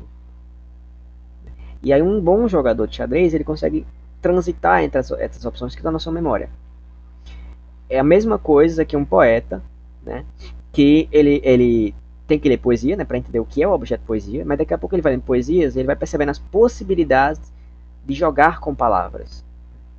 E aí, compor uma poesia é tomar essas decisões, né? Seja porque você teve uma inspiração de uma ideia, seja porque você teve uma inspiração de uma forma. Não interessa. Você vai jogar com essa ideia com base nesse repertório de possibilidades da arte poética. Assim como no caso do xadrez, nas possibilidades do xadrez, você vai jogar ali. Então, um jogo que a gente chama belo, um jogo artístico, é aquele que consegue, é o jogador que consegue medir o que ele está fazendo. Ele tem consciência do que está acontecendo e ele consegue transitar entre essas várias jogadas. Ele consegue até escolher quais jogadas ele vai usar ou não, para formar uma certa sequência, uma certa... ou seja, sequências de técnicas geram jogadas específicas e ele consegue fazer aquilo, consegue moldar o jogo para que siga o caminho que ele quer. Então isso é um jogo artístico, é um cara que sabe fazer arte com o jogo. Um exemplo que eu uso mais de base, se você muda um pouco, você pode brincar com xadrez mudando o jogo, as regras, mudando o objeto, tipo, não tem as peças de xadrez. Você pega um papel, você representa o campo, você representa as peças de algum jeito, fazendo desenho, fazendo uma palavra, etc. Lembra da regra, senão você perde a essência do jogo. E vai e joga. Ou você pode mudar um pouco as regras, mas quando você muda as regras, você não faz mais aquele jogo, você fez uma espécie de variação do jogo. Tá parecido, mas já é outra coisa. O jogo que eu uso mais de base para falar disso é Undertale. Para mim é uma obra de arte mesmo. Por quê? O jogo Undertale, né, é um videojogo. É um jogo que tem acesso a elementos de imagem, narrativa, porque tem narrativa, tem personagens, etc. E música. Acho que tem mais alguma coisa, mas vamos pegar isso aí. E o Toby Fox, né, que é o cara que criou o jogo, ele consegue fazer com que a música, a história e os personagens obedeçam a ele e contenham a mesma mensagem. Então a obra ganha uma unidade muito maior. Até a maneira como ele compôs os personagens, o design dos personagens, tudo isso está intencional aqui. Então, quando é intencional, a gente pode chamar de arte, ou pode dizer que se aproxima da arte. Porque a arte é intenção, é domínio da intenção, e conseguir expressar essa intenção de maneira plena, suficiente. E aí, em alguma matéria. Então, a motivação para a produção de uma obra pode ser pela intenção, ou pode ser pela forma de arte que você escolheu para compô-la, para compor coisas. Né? Você teve uma ideia de uma forma, um tipo de jogo. Aí você vai desenvolver uma ideia naquele tipo de jogo. Pode ser qualquer sequência, qualquer ordem. Então, não sei se eu espero que tenha ficado claro. Né? Cultura, ato cultural, né? É a absorção de uma intenção e a maneira de expressão daquela intenção. Né? E você pode especializar essas intenções, né? Um não substitui o outro, né? Fica uma espécie de competição de acordo com recursos disponíveis, possibilidades disponíveis, etc. Uma cultura é quando você junta um conjunto de atos atos culturais num grupo. Né? E a arte, a técnica é a meditação sobre uma das formas, né? Que vai ganhando versões complexas dela, mas tem uma coisa reconhecível, a partir da qual você consegue fazer um estudo para dominar os vários atos culturais ligados àquilo, e as versões passadas, etc., e comparar e medir e tal. Então tem a ver com a absorção e a passagem de informação sobre algo. Né? E a arte, né? Então isso é a técnica, por exemplo, a técnica de construir piano, ou a técnica da música de piano, que é diferente de compor uma música para piano. Quando você está pensando em absorver a técnica do piano, significa passar pelo processo de aprendizagem das várias possibilidades de técnica. Né? Inclusive, A gente, o ruim da arte moderna é que ela fez parecer que tudo é arte. Os meus sentimentos são arte. E a melhor frase que eu vi sobre isso foi do poeta Igor Barbosa, ele tinha a editora Vive, mas acho que faliu já. Que ele dizia assim, não, olha, esqueci a frase exata, mas ele diz algo tipo assim, o contrário é esse, o contrário de tradição não é liberdade, é improviso. Ou seja, você não é que você, agora eu posso fazer o que eu quiser. Significa o seguinte, você não tem as habilidades do passado, você não tem nem isso, entendeu? Você não tem apoio. Então você vai improvisar. Você vai ter que enrolar ali na hora e ver se sai alguma coisa, mas não vai sair uma coisa boa. A não ser que se for agraciado com a forma certa, 0,001%. Na prática, você tem que absorver a técnica para poder fazer a arte. Então, você absorve uma técnica específica e você faz a arte. A técnica do cinema, que por sua vez, né, várias versões. Você tem uma técnica para sonoplastia, né, que são sons, tudo aquilo é representação feita em laboratório, entre aspas. Você tem a técnica da música, do piano, do violão. Esses dois estão dentro da técnica musical, né, então tem que fazer uma mescla da aprendizagem dos dois. E por aí vai. Cada arte tem a sua técnica. Então, a arte é essa aplicação da técnica para expressar intenções. Né? Não, a arte ela dá ênfase à intenção, mas a intenção de fazer arte ela tem que ser mesclada entre o trabalho com a matéria, né, e o trabalho com a expressão. Ou seja, eu divido a minha atenção entre forma e conteúdo. Uma obra artística ela tem que passar por isso. Se eu consigo fazer a forma e o conteúdo é, amplificarem uma mesma mensagem, né? Então, tecnicamente, eu fiz uma obra de arte. Quanto mais a forma seja relevante, quanto mais o conteúdo seja relevante, mais eu considero uma obra de arte maior. Então, nesse sentido, né, para mim, Fullmetal Alchemist Brotherhood, né, é uma obra de arte imensa, imensa, imensa. Quer dizer, não é uma obra de arte, não está perfeita, mas o conteúdo é gigantesco. A forma não acompanha o conteúdo tão bem, mas ela consegue ser suficiente. A forma pop, mas funciona. Eu sei que eu demorei muito nessa parte, então eu vou cortar a explicação histórica. Eu vou ter que fazer em outro vídeo depois. Né? Como é que a gente chegou na arte moderna? Acho que não dá tempo aqui não. Ah, só luz passou. A arte a gente pode dividir, né, em 4 tipos fundamentais. A arte popular, a arte pop, a arte erudita, que é a arte clássica, né, e a arte moderna.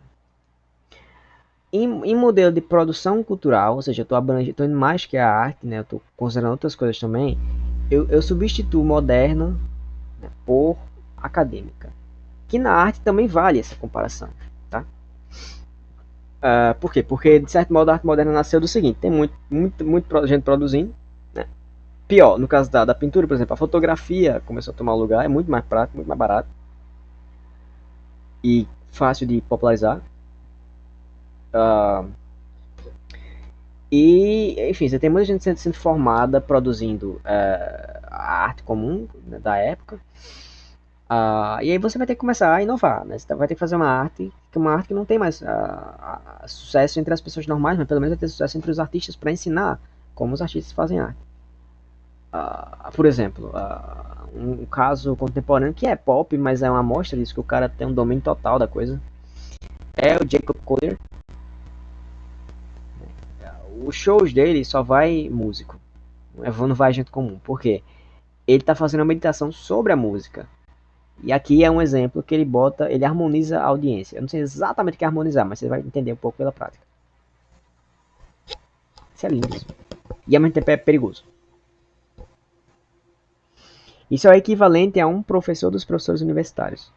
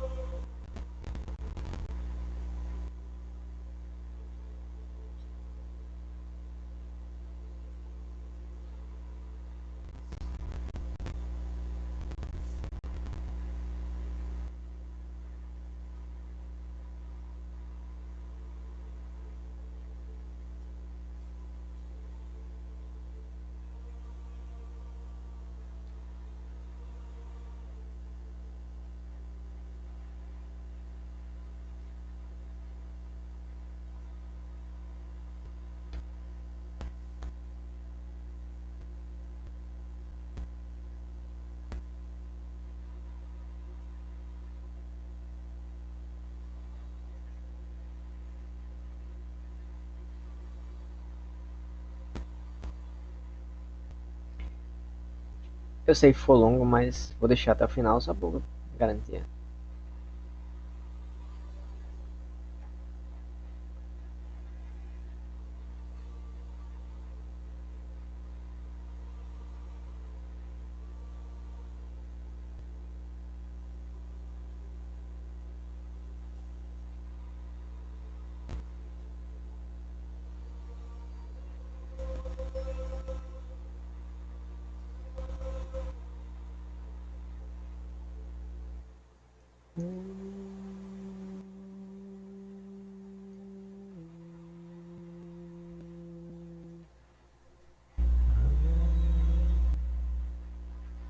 É lindo, cara, isso.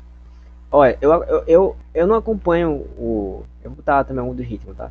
Eu não acompanho exatamente o Jacob Collier, só escutei algumas músicas dele soltas, assim, sem escutar até o final, porque são esquisitas. Mas, e ele é meio do jazz e tal. Mas ele é minha referência, assim, quando você fala, qual é a relação, como é que a gente vai resolver a relação entre a arte contemporânea e, enfim, a clássica e o fato de ter vários profissionais. Para mim, ele é a resposta. Ele mostra a resposta. Ele tem um ouvido absoluto. Então ele se dedicou mortalmente a isso e o bicho ele dá aula, ele dá uma aula, não, ele faz um show para músicos. Gente normal vai de cabide, entendeu? Mas é para músicos, para fazer esse processo de harmonia e aqui de ritmização. É, uma pessoa normal não consegue muito, não. Ela pode tentar imitar, mas ela não tá entendendo o que tá acontecendo. É literalmente, é assumido, né? Quem vai pro show dele é especialista. Então, tem que ser uma coisa mais ou menos assim. Tipo, são formadores de especialistas, né? A gente tá chegando em grau de abstração também, nesse sentido. Tem muita gente, então você tem que especializar para o geral. E esse especialista, no geral, ele vai ensinar especialistas específicos. E ele brinca também. Isso é um Olavo da música, entre aspas.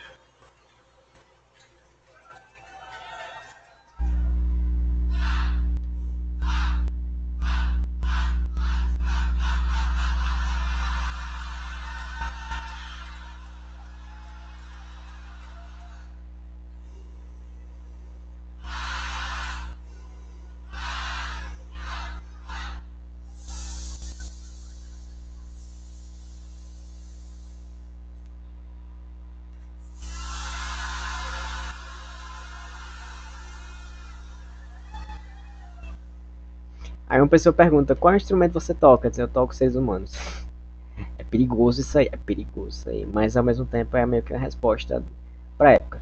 Só vou dar esse exemplo, mas sem detalhes. Ele faz isso em todo show, né? Tem vários shows, cada show ele faz mais ou menos essas mesmas coisas, que o pessoal gosta. Mas não é esse. Não é esse não. Eu quero um que é Harmon Audience Core Live. Eu acho que é um live, sei lá como é que chama. Se eu não achar, não boto não. Mas, many people, você vai assim.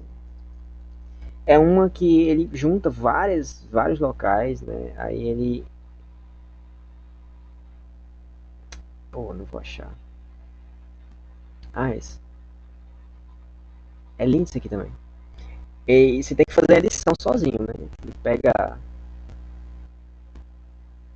Aqui, neste ano, né, na América, no tour pela América do Norte, eu pedi para que a audiência, em cada show, filmassem a si mesmos, né, cantando uma palavra de uma música do Elvis, que é I Can't Help Falling in Love with You. É uma palavra diferente em cada cidade, né, 31 cidades, cento e tantas mil pessoas.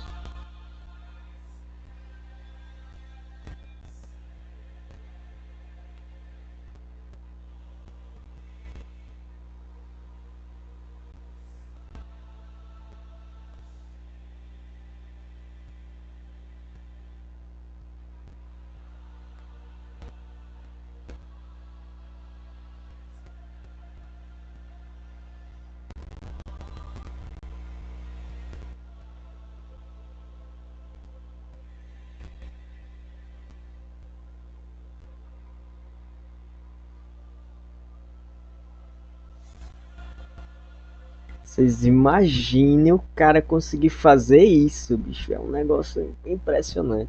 Mas enfim, as quatro artes. Né? A arte popular, basicamente, é a arte que vem da terra.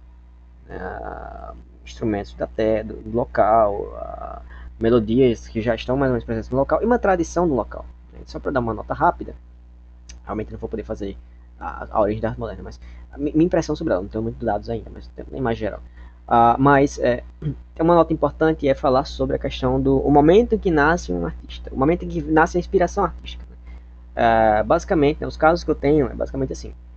Por exemplo, é um cordelista, né, ele basicamente é como se fosse um encarnamento de um espírito. É como assim? Ele é um criança normal, o pai levou para assistir um repentista e ele tava vendo o repentista e ele ficou tipo, caramba! É uma espécie de admiração, né, meio mágica, que você não sabe dizer se é pela pessoa ou se é pelo objeto artístico. Se é porque o cara quer imitar aquela pessoa, se é porque o cara tomou posse do objeto para si de algum modo. Muita gente tem isso com o Olavo, por exemplo, eu tive, em alguma medida. Ah, eu sou uma exceção, porque eu tive por muita coisa e muita gente. Né? Por exemplo, uma amiga minha, uma vez, ela fez um olho. Ela fez um olho. Claro que a nossa relação ela me mostrou mais coisas, mas ela fez um olho de mangá. Um olho de mangá. Uma vez. Eu olhei pro olho, eu olhei pra ela, eu olhei pro olho, eu olhei pra ela. Naquele momento eu sabia que eu ia ter que aprender mangá. Porque veio uma impressão muito forte, muito forte. De que? Não sei, não tem um conteúdo, mas a coisa, a partir daquele momento, aquele objeto, ele te puxa e você percebe que aquilo vai estar na sua vida, você não tem mais como largar. É como uma paixão. Se apaixona por uma pessoa, uma paixão mais profunda, você já sabe, eu não vou, essa pessoa vai estar na minha vida. Eu não tenho como evitar um processo que começou aqui e não tem como exatamente evitar que aconteça. Você convive com a pessoa, vai começar a acontecer situações, você vai perceber que de repente você tá falando com ela, de repente aconteceu tal, entendeu? É diferente, muda o curso dos eventos. Então isso acontece, né? Tem um relato, isso não é só em arte, tá? Tem um relato do Carl Sagan, né, que ele representa no Contato, né? Tem um livro, não consegui ler o livro ainda, mas eu sei que tem um filme e o filme representa isso, através de uma menina, né? Que ela não sabe se é admiração pelo pai ou se é admiração por olhar os astros, é uma coisa mesclada com os dois. Eu tive também, por exemplo, com um primo meu mais novo, quer dizer, mais velho, espero que ele não veja isso, ele não vai ver, mas que ele era o cara que eu viajava e passava os dias na casa dele, né? Ele morava aqui na capital, eu morava no interior, uma vez por ano, uma vez a cada 2, 3 anos, entendeu?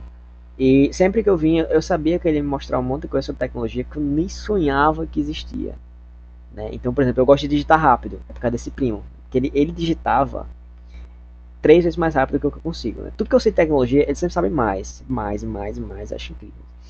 Então, ele pegava o teclado, tipo, eu digo, cara, olha o cara, bicho. Eu queria imitar. Queria aprender a fazer aquilo, eu ia começar a perguntar as coisas, enfim.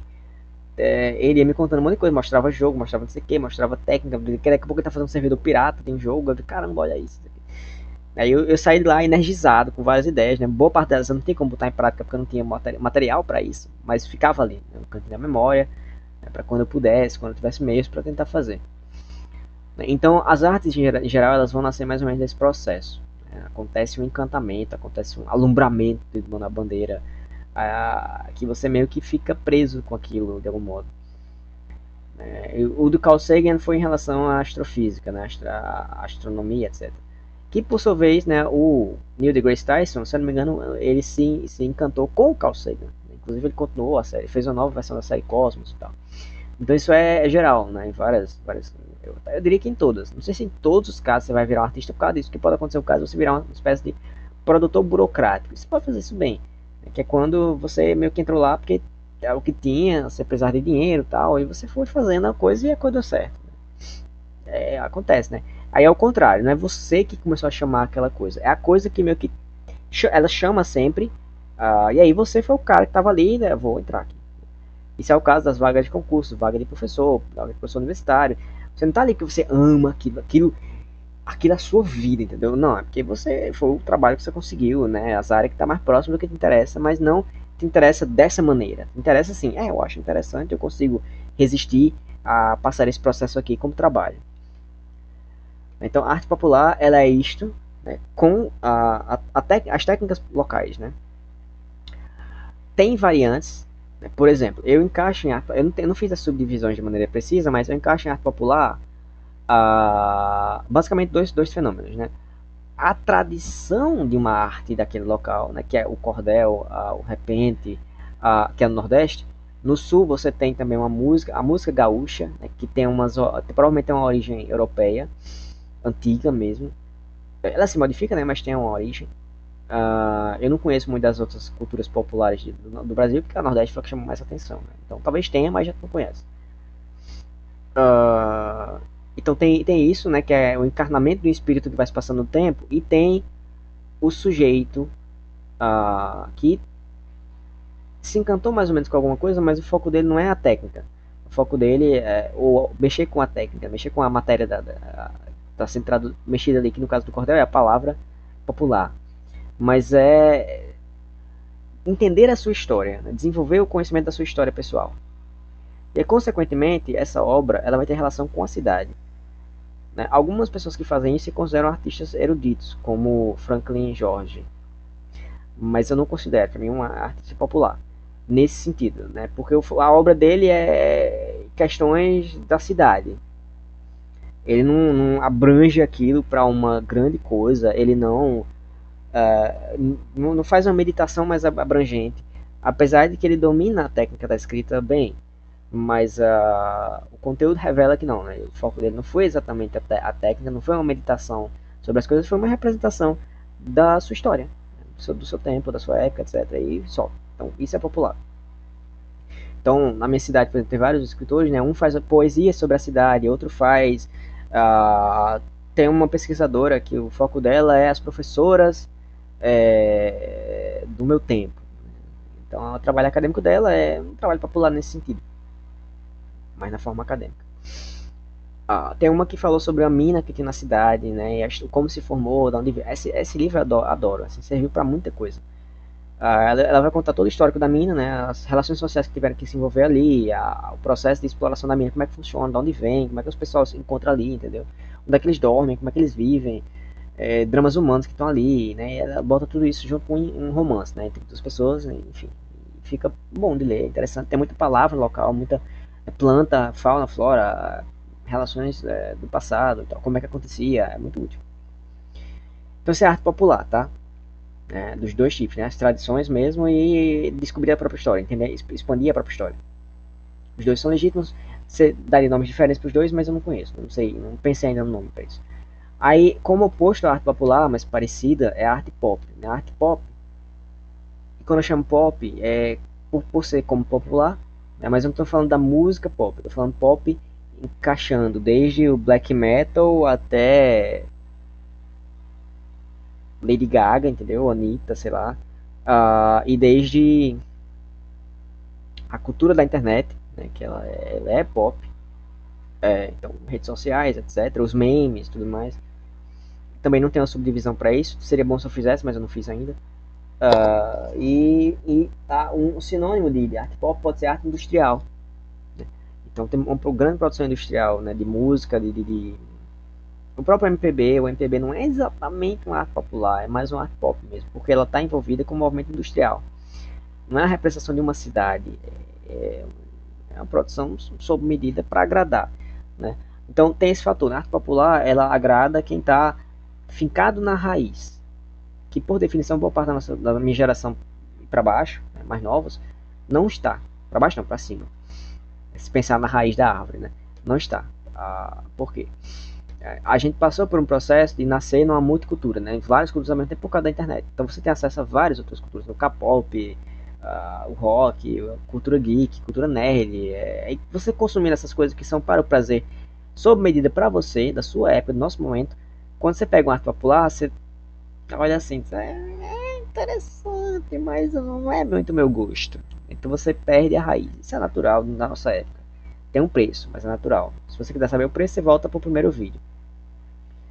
Então a arte pop ou arte industrial, né, é essa vasta produção que vai ter uma consequência histórica que a gente não teve até hoje, que é a representação,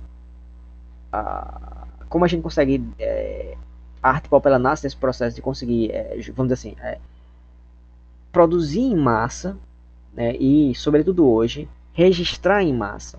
Então toda a arte pop que vem sendo produzida, ela está sendo registrada. E significa o seguinte, para os historiadores do futuro, isso nunca aconteceu, eles vão ter acesso a gostos populares legítimos. Então, as metodologias de pesquisa histórica vão mudar, as metodologias de avaliação histórica, crítica, etc. Tudo isso vai mudar no futuro, porque isso nunca aconteceu. Quando a gente fala de a história da Europa, a história da Itália, a gente pensa nos grandes nomes, a gente pensa nas grandes circunstâncias. Porque o popular, a população, ela não é história. Ela nunca foi história. A história nasce dos grandes mitos, das grandes narrativas, os deuses, entendeu? A relação dos homens com os deuses. Depois ela se transforma na narrativa dos grandes homens que formaram as cidades, as grandes batalhas, etc., que definiram o curso de uma nação. Gradualmente, ela vai agregando mais elementos, agregando mais metodologias, ela vai estudando as coisas com os documentos que foram legados. Não é muita coisa, mas ela pode pensar, por exemplo, a mentalidade de uma época, né? A partir de Hegel. E aí eu estou tentando captar o povo, mas eu não tenho uma documentação do povo muito bem. Mas tem o cordel representava o povo. O maior livro do movimento armorial, que é só um, e que foi feito por uma francesa, puta merda. Não foi um brasileiro. O brasileiro não se preocupa com porra nenhuma que é brasileiro. Foi uma francesa chamada Em Busca da Poética Popular. Ela diz o seguinte: a gente fala de arte popular, mas popular significa o quê?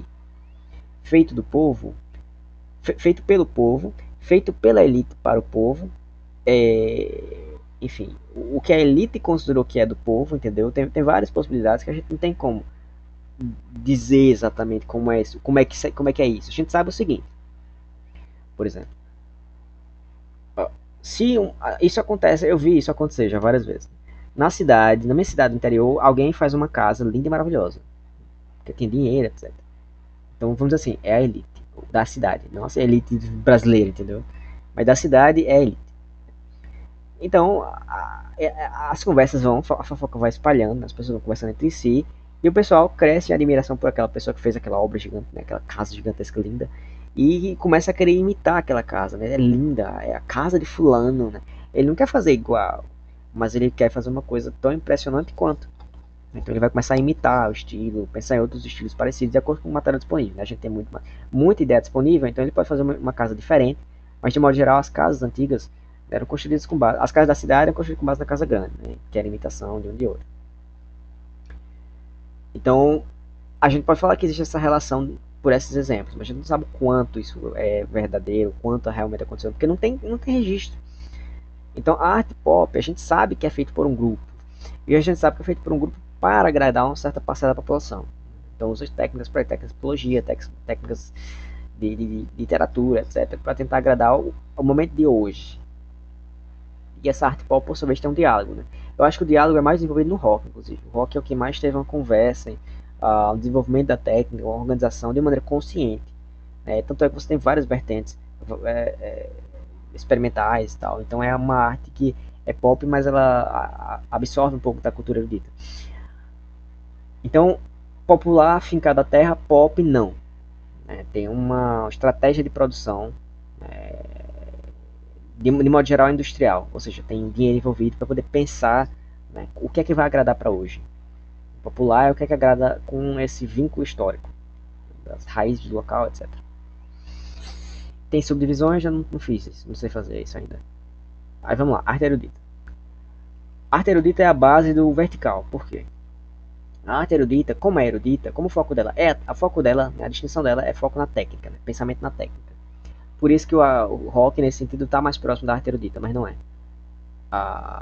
Porque ele literalmente não está na tradução erudita, é uma outra tradução. Pode ser que daqui a 100 anos, entendeu? Ele gere de fato uma tradução erudita ali, própria, que se mescle com a tradução ocidental. Eu não sei o que vai acontecer. Vem um novo Vila Lobos, entendeu? Que começa a estudar o rock e faz uma mescla do rock com a música clássica. Isso pode acontecer. Inclusive fica a dica. Mas eu não conheço nada próximo desse tipo de coisa. Então, a arte erudita, como ela foca na forma, consequentemente, as rodinhas de estudo que se formam em torno, né, as pessoas interessadas de avaliar a técnica, de aprender a técnica, inclusive, elas vão passar por análise crítica da coisa. Então, consequentemente, é um ambiente que te ensina a avaliar as coisas, as formas. Né? E das formas possíveis, né, eu vou falar em música sobre essas formas da música, por exemplo, o pop e o popular, eles são, vamos dizer assim, eles imitam, entre aspas, geralmente é uma ou duas várias escolhas, que na arte erudita tem 20, na arte popular, pop tem duas. Eu vou mostrar aqui dois exemplos antes de a gente avançar um pouco. Né? Eu grudei esse exemplo na minha cabeça, pô, é uma bosta isso, mas é o que vai. Porque ela tem uma variação que eu acho interessante, essa variação. Vamos lá. A parte das técnicas de análise formal, você consegue analisar essa música, por exemplo. Então eu vou mostrar para vocês o que, é que ela está fazendo. Uma nota. Em relação à música antiga, né, a música mais moderna, né, pop mesmo, ela virou uma performance. Ela deixa de ser um pensamento, quer dizer, a expressão, né, de uma voz e instrumentos, uma melodia ou um canto meio poético, mais ou menos ali, acompanhado do instrumento, e ela passa a ser uma performance com outros sons, com outros batuques ali, entendeu? Vira outra coisa. Então esse cara gritando o tempo todo dia, eu fico, puta merda. Mas tem uma estratégia, uma técnica aí que tá pensada. Então, essa música aqui, ela já começa do refrão. Por isso que eu gosto dela, para exemplificar. A voz, ela usa uma técnica que é muito comum, que é contrastar, né, uma voz aguda com uma grave. A voz do cara não é grave, mas é mais grave do que a voz dela, é suficiente já. E por ser um pouco aguda a voz dele, dá uma sensação de juventude também. Então combina com a intenção de passar uma coisa sensual, né?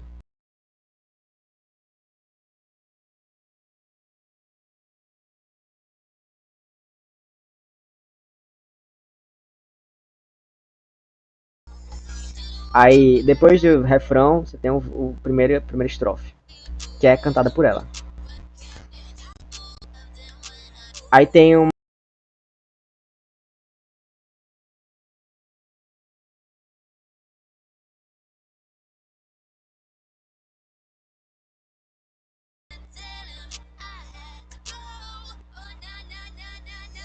Aí, refrão. Então, refrão, estrofe, refrão. Agora, segunda estrofe cantada pelo cara, né? Então você variou da voz aguda para voz grave. Aí faz um pré-refrão.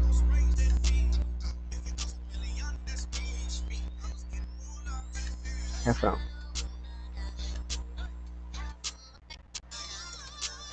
Aí aqui é uma espécie de transição. Eu acho que a gente vamos chamar de interlúdio, né? Tem um prelúdio e vamos chamar disso aqui de interlúdio. Que é um período que vai preparar você para receber o refrão mais uma vez. Então você tem refrão, estrofe, interlúdio, refrão. E acabar a música. É longo, né, esse interlúdio.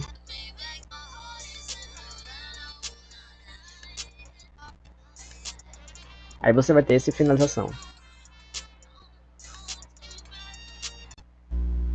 Então, qual é a forma normal? Eu chamo esse gênero, eu não tenho certeza exata, mas quase certeza, de canção. A canção é o que está disseminado assim, pá, em tudo. Né? Na música clássica você tem prelúdio, fuga, você tem sonata, vamos chamar de sonata. Você tem vários tipos de valsa, você tem que tem um compasso próprio, etc. Você tem, deixa eu ver, pô, esqueci o nome tudo. Tem variação, ah, caramba, esqueci mesmo. Prelúdio, fuga, tem variação, cacete, esqueci, não vou lembrar não. Você tem várias formas, e canção, por exemplo, seria uma forma daqui. Pô, tá quase vendo o nome de uns, mas não vou lembrar não. E em toda a música pop, praticamente, seja do rock, seja nessa menina, seja na Anitta, ela vai seguir mais ou menos um padrão, que é o padrão da canção, que é estrofe, refrão, estrofe, refrão. Você vai brincar com isso de várias maneiras, né? Para diferenciar umas músicas das outras, mas todas elas têm isso. Música japonesa pop tem isso, música coreana pop tem isso, música americana pop tem isso, música brasileira pop tem isso, música popular brasileira tem isso, entendeu? Popular mesmo. Luiz Gonzaga, vou botar já já pra vocês. Então, para mostrar esse exemplo desse contraste vocal, só pra não devia ser o tema, mas foda-se. Menina, brota no bailão. Esse contraste de voz, pra vocês verem aqui. Eu queria uma só letra, né? Letra. Deixa eu ver se tem, sem passar o vídeo.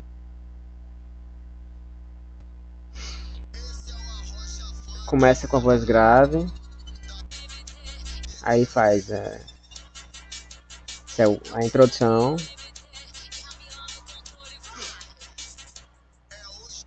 A voz grave. Isso aqui é uma estrofe.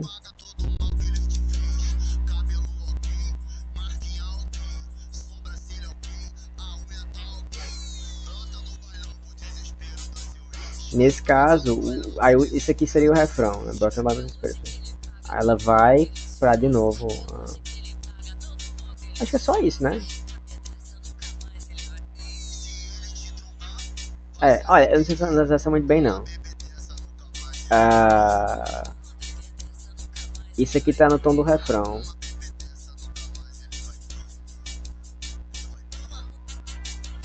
Mas enfim, eu só queria mostrar isso para mostrar que esse estilo da voz mudando do grave para agudo é comum. Agora, eu não vou parar para analisar isso aqui num formato canção, não. Eu tô com preguiça de fazer isso e não vou gastar tempo de vocês para isso. Vocês entenderam? Só para dar mais dois exemplos. Esse também não é saudável, entendeu? Mas eu vou botar. Porque é legal para dar o exemplo a questão da performance. Adoro saber que essa música é chamada Black Sabbath, da banda Black Sabbath. Da banda Black Sabbath, do CD Black Sabbath. 3 vezes. Aqui, meu amigo, o bicho constrói realmente a performance, né? Você tem uma coisa bem dramática, né? Sendo apresentada, tem esse som que você não sabe se é chuva, se é fogo. Aí depois você vê um trovão, então você pode imaginar que é uma chuva, né? Você tem o som da igreja, os sinos da igreja tocando, né? Você está anunciando que vai acontecer uma coisa aqui muito interessante. Esse cara compôs isso aqui para ser uma satanagem, entendeu? Porque esse tipo de melodia que tá tocando aqui segue um ritmo chamado trítono, que foi condenado pela igreja por ser dissonante. De modo geral, as dissonâncias eram condenadas no passado. Condenadas não, desaprovadas no passado, porque não faz bem para ouvir, por N motivo, não é o caso. Mas a música inteira foi feita em torno disso, e assim, para você cantar um tom dissonante é difícil, você tem que forçar um pouco a voz. Então, esqueci o nome dele, o Ozzy, teve que adaptar um pouco algumas coisas, né? E se você tenta cantar isso, tipo, eu me acostumei, né? Mas a primeira vez que eu tentei, eu fiquei, oxi. Mas vamos lá. What is this that stands before me? Não é normal fazer isso. Cansa, a voz cansa. Mas ele dá umas pausas para conseguir fazer essa transição. Figure in black with points at me. Então o trítono é como se fosse assim. A nota está nesse tom, né, nesse tom. Ela sobe e ela desce para um lugar que não é normal. Aí está acima do primeiro, né? E fica uma coisa meio entendeu? Não foi muito legal, mas enfim. Então aqui é a ideia da performance. Agora eu vou mostrar um caso de Luiz Gonzaga, né? Não lembro mais nossa música, vai assim mesmo. Vamos lá, só pra fechar. Shot das meninas, é isso mesmo. Introdução. Não sei se estava chamando de prólogo, não sei. Acho que não. Prólogo não, prelúdio. Estrofe.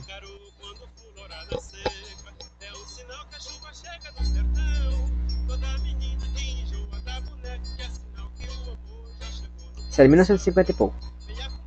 Se eu não me engano. Refrão.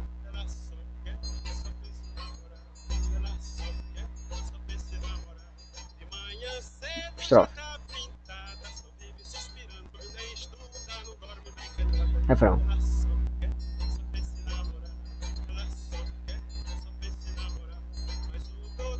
Estrofe. O mal é da idade, só remédio em toda a medicina. Ela só quer, só pensa em namorar. Ela só quer, só pensa em namorar. E aí a música na verdade acaba, né? Ela vai repetir, porque ela é curta, né? As músicas antigas elas têm tendência a ser curtas, as populares.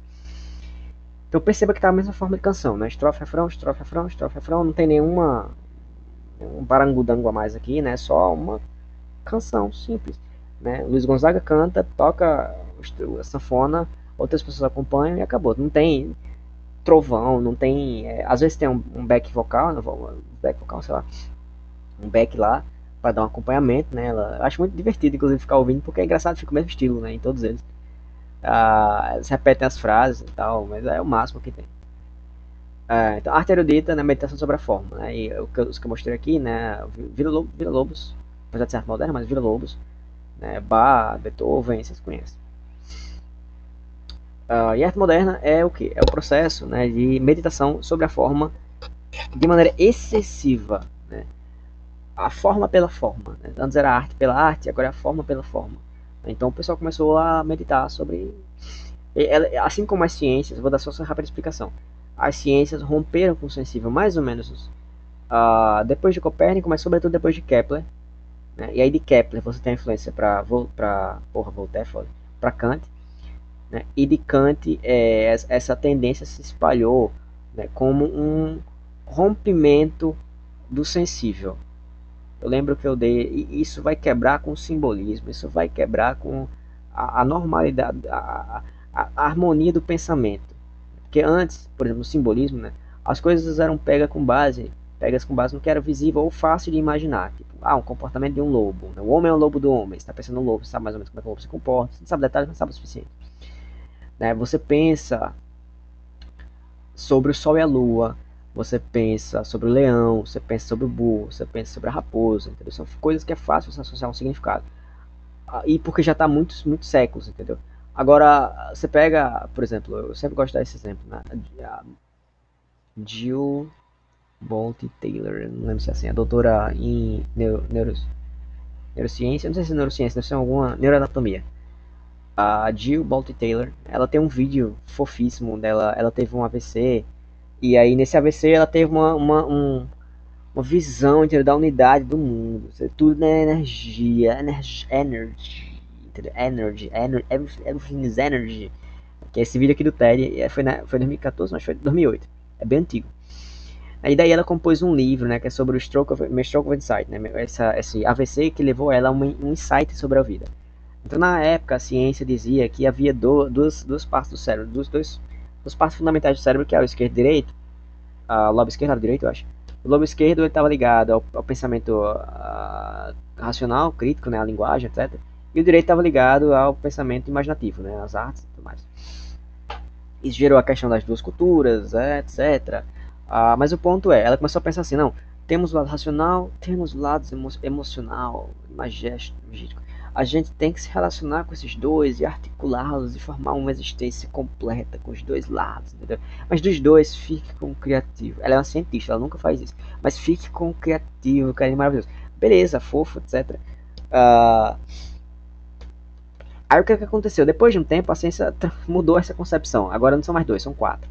Tem o lado esquerdo, o lado direito, beleza. O lado esquerdo, o lado racional, o lado direito, o lado predominantemente imaginativo, porém, tem uma metade dele, acho que é de cima, tá ligado, esquerdo de cima tá ligado a, sei lá, racional e imaginativo, e o de baixo é racional e racional, o outro é imaginativo racional, e aqui é imaginativo e imaginativo.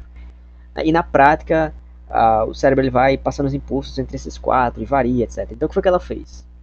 Ela fez um novo livro, que eu não li, mas eu vi umas entrevistas dela sobre ele. Eu quero ler esse livro para fazer essa análise melhor. Mas é o Whole Brain Living, né? The Anatomy of Choice and the Four Characters that Drive Our Life, né? Então ela descobriu assim, não, eu vou transformar esses quatro partes do cérebro em quatro personagens. Então é, sei lá, Joaquim, Manuela, pô, tá vendo um nome muito esquisito. Joaquim, Manuela, Chiquinha e Francisco, né? Aí ela começa um diálogo meio que esquizofrênico, que ela tá tipo, o que Joaquim quer?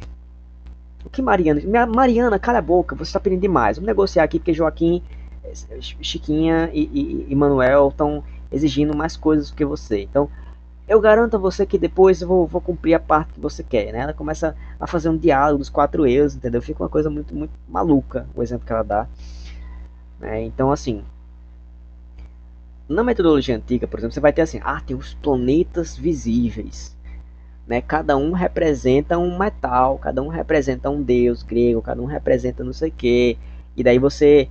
A Divina Comédia, por exemplo. Daí você vai fazer uma transição. Né? O ser humano é aquele que caiu de lá de cima, né? Onde ele tem a posse completa da inteligência. E aí ele decai. Cada vez que ele cada planeta que ele decai, ele absorve esse elemento químico. Né? E vai ficando mais pesado. E está aqui na Terra, onde ele está preso. E ele precisa fazer a inteligência subir de volta e atingir esse ápice, né, passando por essas camadas, né, e cada camada vai estar descrita, né, por exemplo, na Divina Comédia vai estar descrita através dos pecados humanos, depois através dos pecados capitais, depois os planetas para a ascensão de volta a Deus, né, que seria a fonte da inteligência suprema, o bem supremo, etc. A sabedoria, o que for que você quer colocar. Então tem séculos de tradição explicando isso, então são imagens que é mais fácil ver do que, por exemplo, ver um cérebro. Tem que estudar neurociência especificamente, ver, mexer lá um monte de coisa.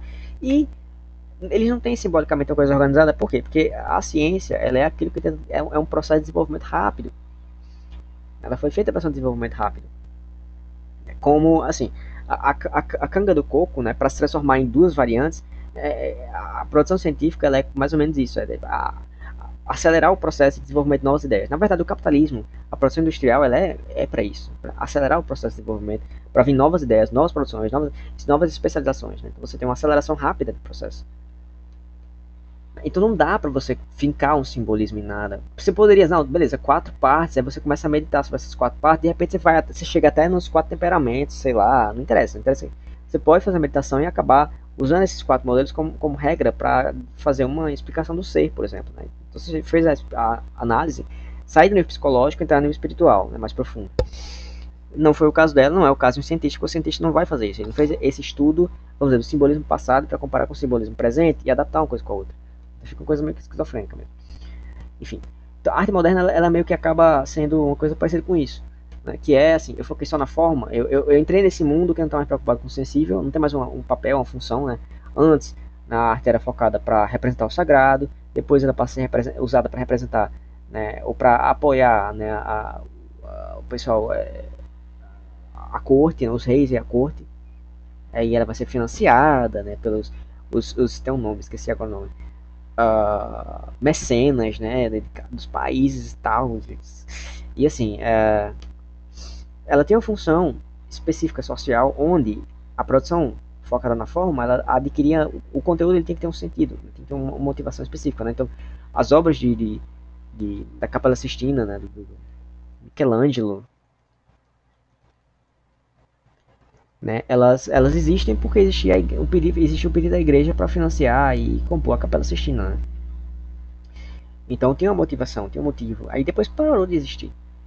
Para que você vai pintar agora se você tem fotografias? Mas tem uma função específica da pintura ligada ao simbolismo. Quantas pessoas querem algo disso? Então a arte ela foi se tentando achar um lugar onde caber. Né? O lugar onde ela basicamente foi a meditação sobre as formas. Né? A meditação da arte sobre a própria arte. Então você chega em Pablo Picasso, entendeu? Passando daqui para cá. né? Porque o sensível não interessa mais, né? O sensível, né, ele foi substituído, o desfoque no sensível, né, gerou uma ênfase na produção rápida, uma ênfase numa produção que fosse cada vez mais longe e precisasse de dinheiro para conseguir ter acesso às descobertas, né? Então, o que antes os eruditos buscavam o espírito, né, que era esse terreno sagrado, agora os eruditos vão buscar laboratórios para poder ter a visão mais ampliada, para poder ter os ouvidos mais ampliados, para poder ter documentos e financiamento socialmente aceitável para fazer as pesquisas. Poder acessar um cérebro, entendeu? Que a gente, você pode até memorizar sobre como funciona o cérebro, mas provavelmente em 10 anos já vai ter um monte de modificações sobre o funcionamento do cérebro do que você já sabia. Então, não dá tempo você atualizar, não dá tempo você fixar um simbolismo. Né? Então, a arte popular ela perdeu espaço, porque ela foi substituída pela arte pop, né? E a arte erudita, né, ela também perdeu espaço, né? Porque a arte erudita ela tem um espaço, né, próprio, sumiu. Como eu falo, a obra do Olavo é uma das interpretações possíveis, ela é uma expressão do fim da arte erudita, tipo, vai acabar essa bosta e você vai ter um preço, né? Ele tá gritando para ver se alguém no povão percebe, né, que tem alguma coisa que está acontecendo. Por quê? Quem é da arte acadêmica, da produção acadêmica, não está preocupado com isso. Porque eles têm um espaço já determinado, específico, e que dá dinheiro. Então, para que eu vou sair daqui para pensar nisso aqui? Não interessa. Então, o Olavo gritou para esse povo aqui. E foi ouvido. Não deu muito certo, mas está acontecendo alguma coisa. Então, a arte erudita perdeu lugar e foi substituída pela arte acadêmica. Isso, por exemplo, a cultura erudita, a produção erudita, foi substituída pela produção acadêmica. Né? E a arte popular pela arte pop. Então, o contexto contemporâneo a gente tem espaço para isso, a gente tem espaço para isso, a gente não tem espaço para isso nem para isso. O Olavo criou temporariamente um espaço, mas é um espaço que não dura muito tempo, não. Então, tudo que aconteceu no século XX, né, as propostas culturais foram lindas, gigantescas, maravilhosas, todas morreram, porque, historicamente, a gente estava perdendo o espaço da arte erudita. Não tinha mais motivo, não tinha mais público-alvo. O público-alvo foi absorvido pela arte moderna. Ou, quer dizer, pela arte acadêmica, no caso da cultura geral. E quando não é produção, isso para a parte de emprego, né? Para o resto, arte pop. Interessa, erudito mais. Não tem mais motivo. Existe um motivo, mas o motivo não se entende mais, não se adaptou para o contexto contemporâneo. Enfim, são essas 4 artes, eu já falei sobre o que é arte, que é essa meditação sobre a intenção, ao mesmo tempo que meditação sobre a matéria artística, né? Que você vai usar para fazer arte, né? Cerâmica, barro, mármore, cor, enfim, som, etc. Então, por exemplo, a meditação sobre o som, né, na arte clássica já era Beethoven. Na arte moderna já era o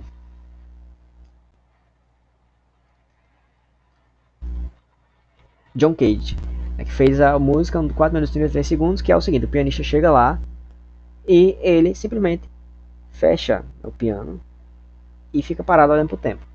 Ele bota um cronômetro e fica olhando lá. Porque a música não é a música tocada, ela é os sons da ambiente da plateia, né? Então cada execução vai ter uma coisa diferente, né? Em uma um bebê começou a chorar, entendeu? Em outra alguém deu um grito do nada, e isso é a música. Por quê? É uma meditação sobre o som, é legítimo. Então, do ponto de vista de cada arte, qualquer expressão, entendeu? Ela pode ser usada como matéria de meditação, mesmo os macaquinhos. Não quero saber dos macaquinhos, entendeu? Mas é uma possibilidade.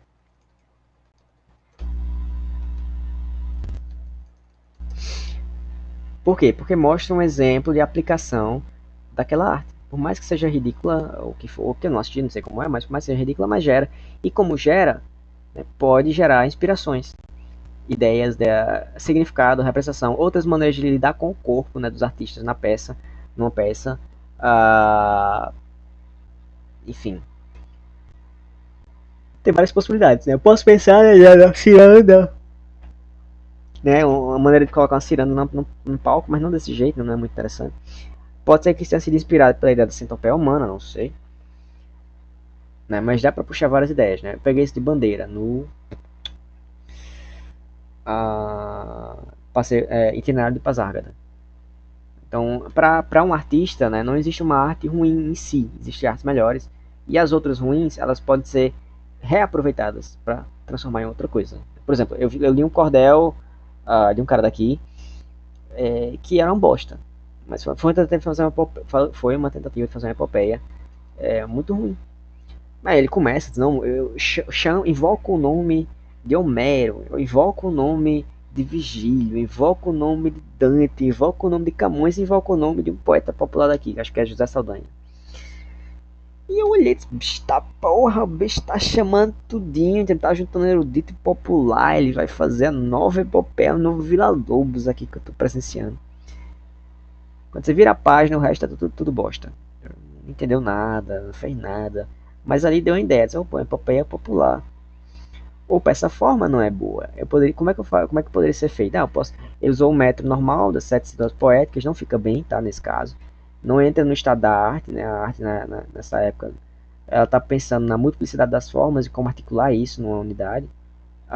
Então, uma coisa que poderia ser feita, eu faço um martelo agalopado, eu penso nas várias formas do cordel e começo a mesclá-las. Eu vou pensar como que eu transformo aquela narrativa, e ele era um historiador, então ele quis fazer a narrativa de maneira literal, de acordo com o que ele sabia. Como é que eu transformo aquela narrativa numa coisa mais heróica, mais realmente uma história de legitimar um povo, por exemplo, né? Não foi o caso, nada disso foi pensado. Ele pensou em, vou transformar essa história em versos. Ficou uma bosta, mas pode gerar ideias como essa. Então, toda bosta é adubo, para quem souber usar. Então é isso, gente. Essa é a introdução geral às artes. Eu expandi mais e eu encurtei a parte, né, da origem da arte moderna, mas acho que está suficiente. Para fechar de maneira maravilhosa, vamos ouvir primeiro.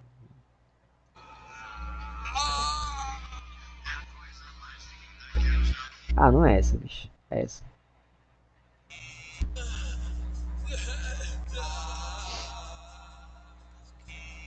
Cara, isso é a melhor representação da música brasileira.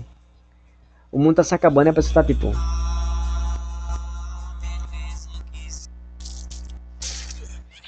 Era isso. E, claro, obviamente, né, sempre. Quando tô de frente parece que tô de lado. Quando tô de lado parece que tô de costa. Quando tô de frente parece que tô de lado. Quando tô de costa parece que tô de frente. Quando tô de frente parece que tô de lado. E é isso, gente. Espero que tenham gostado. De novo, eu vou botar duas versões, né? O parado, mas essa aqui vai ser a principal, né? A outra vai ficar como não listado, para não ficar poluição nada. Espero que tenham gostado. Qualquer coisa, dúvidas, qualquer questão, pergunta, acréscimo, crítica, etc. Pode ficar à vontade, né? A gente se vê nos próximos vídeos. Tchau.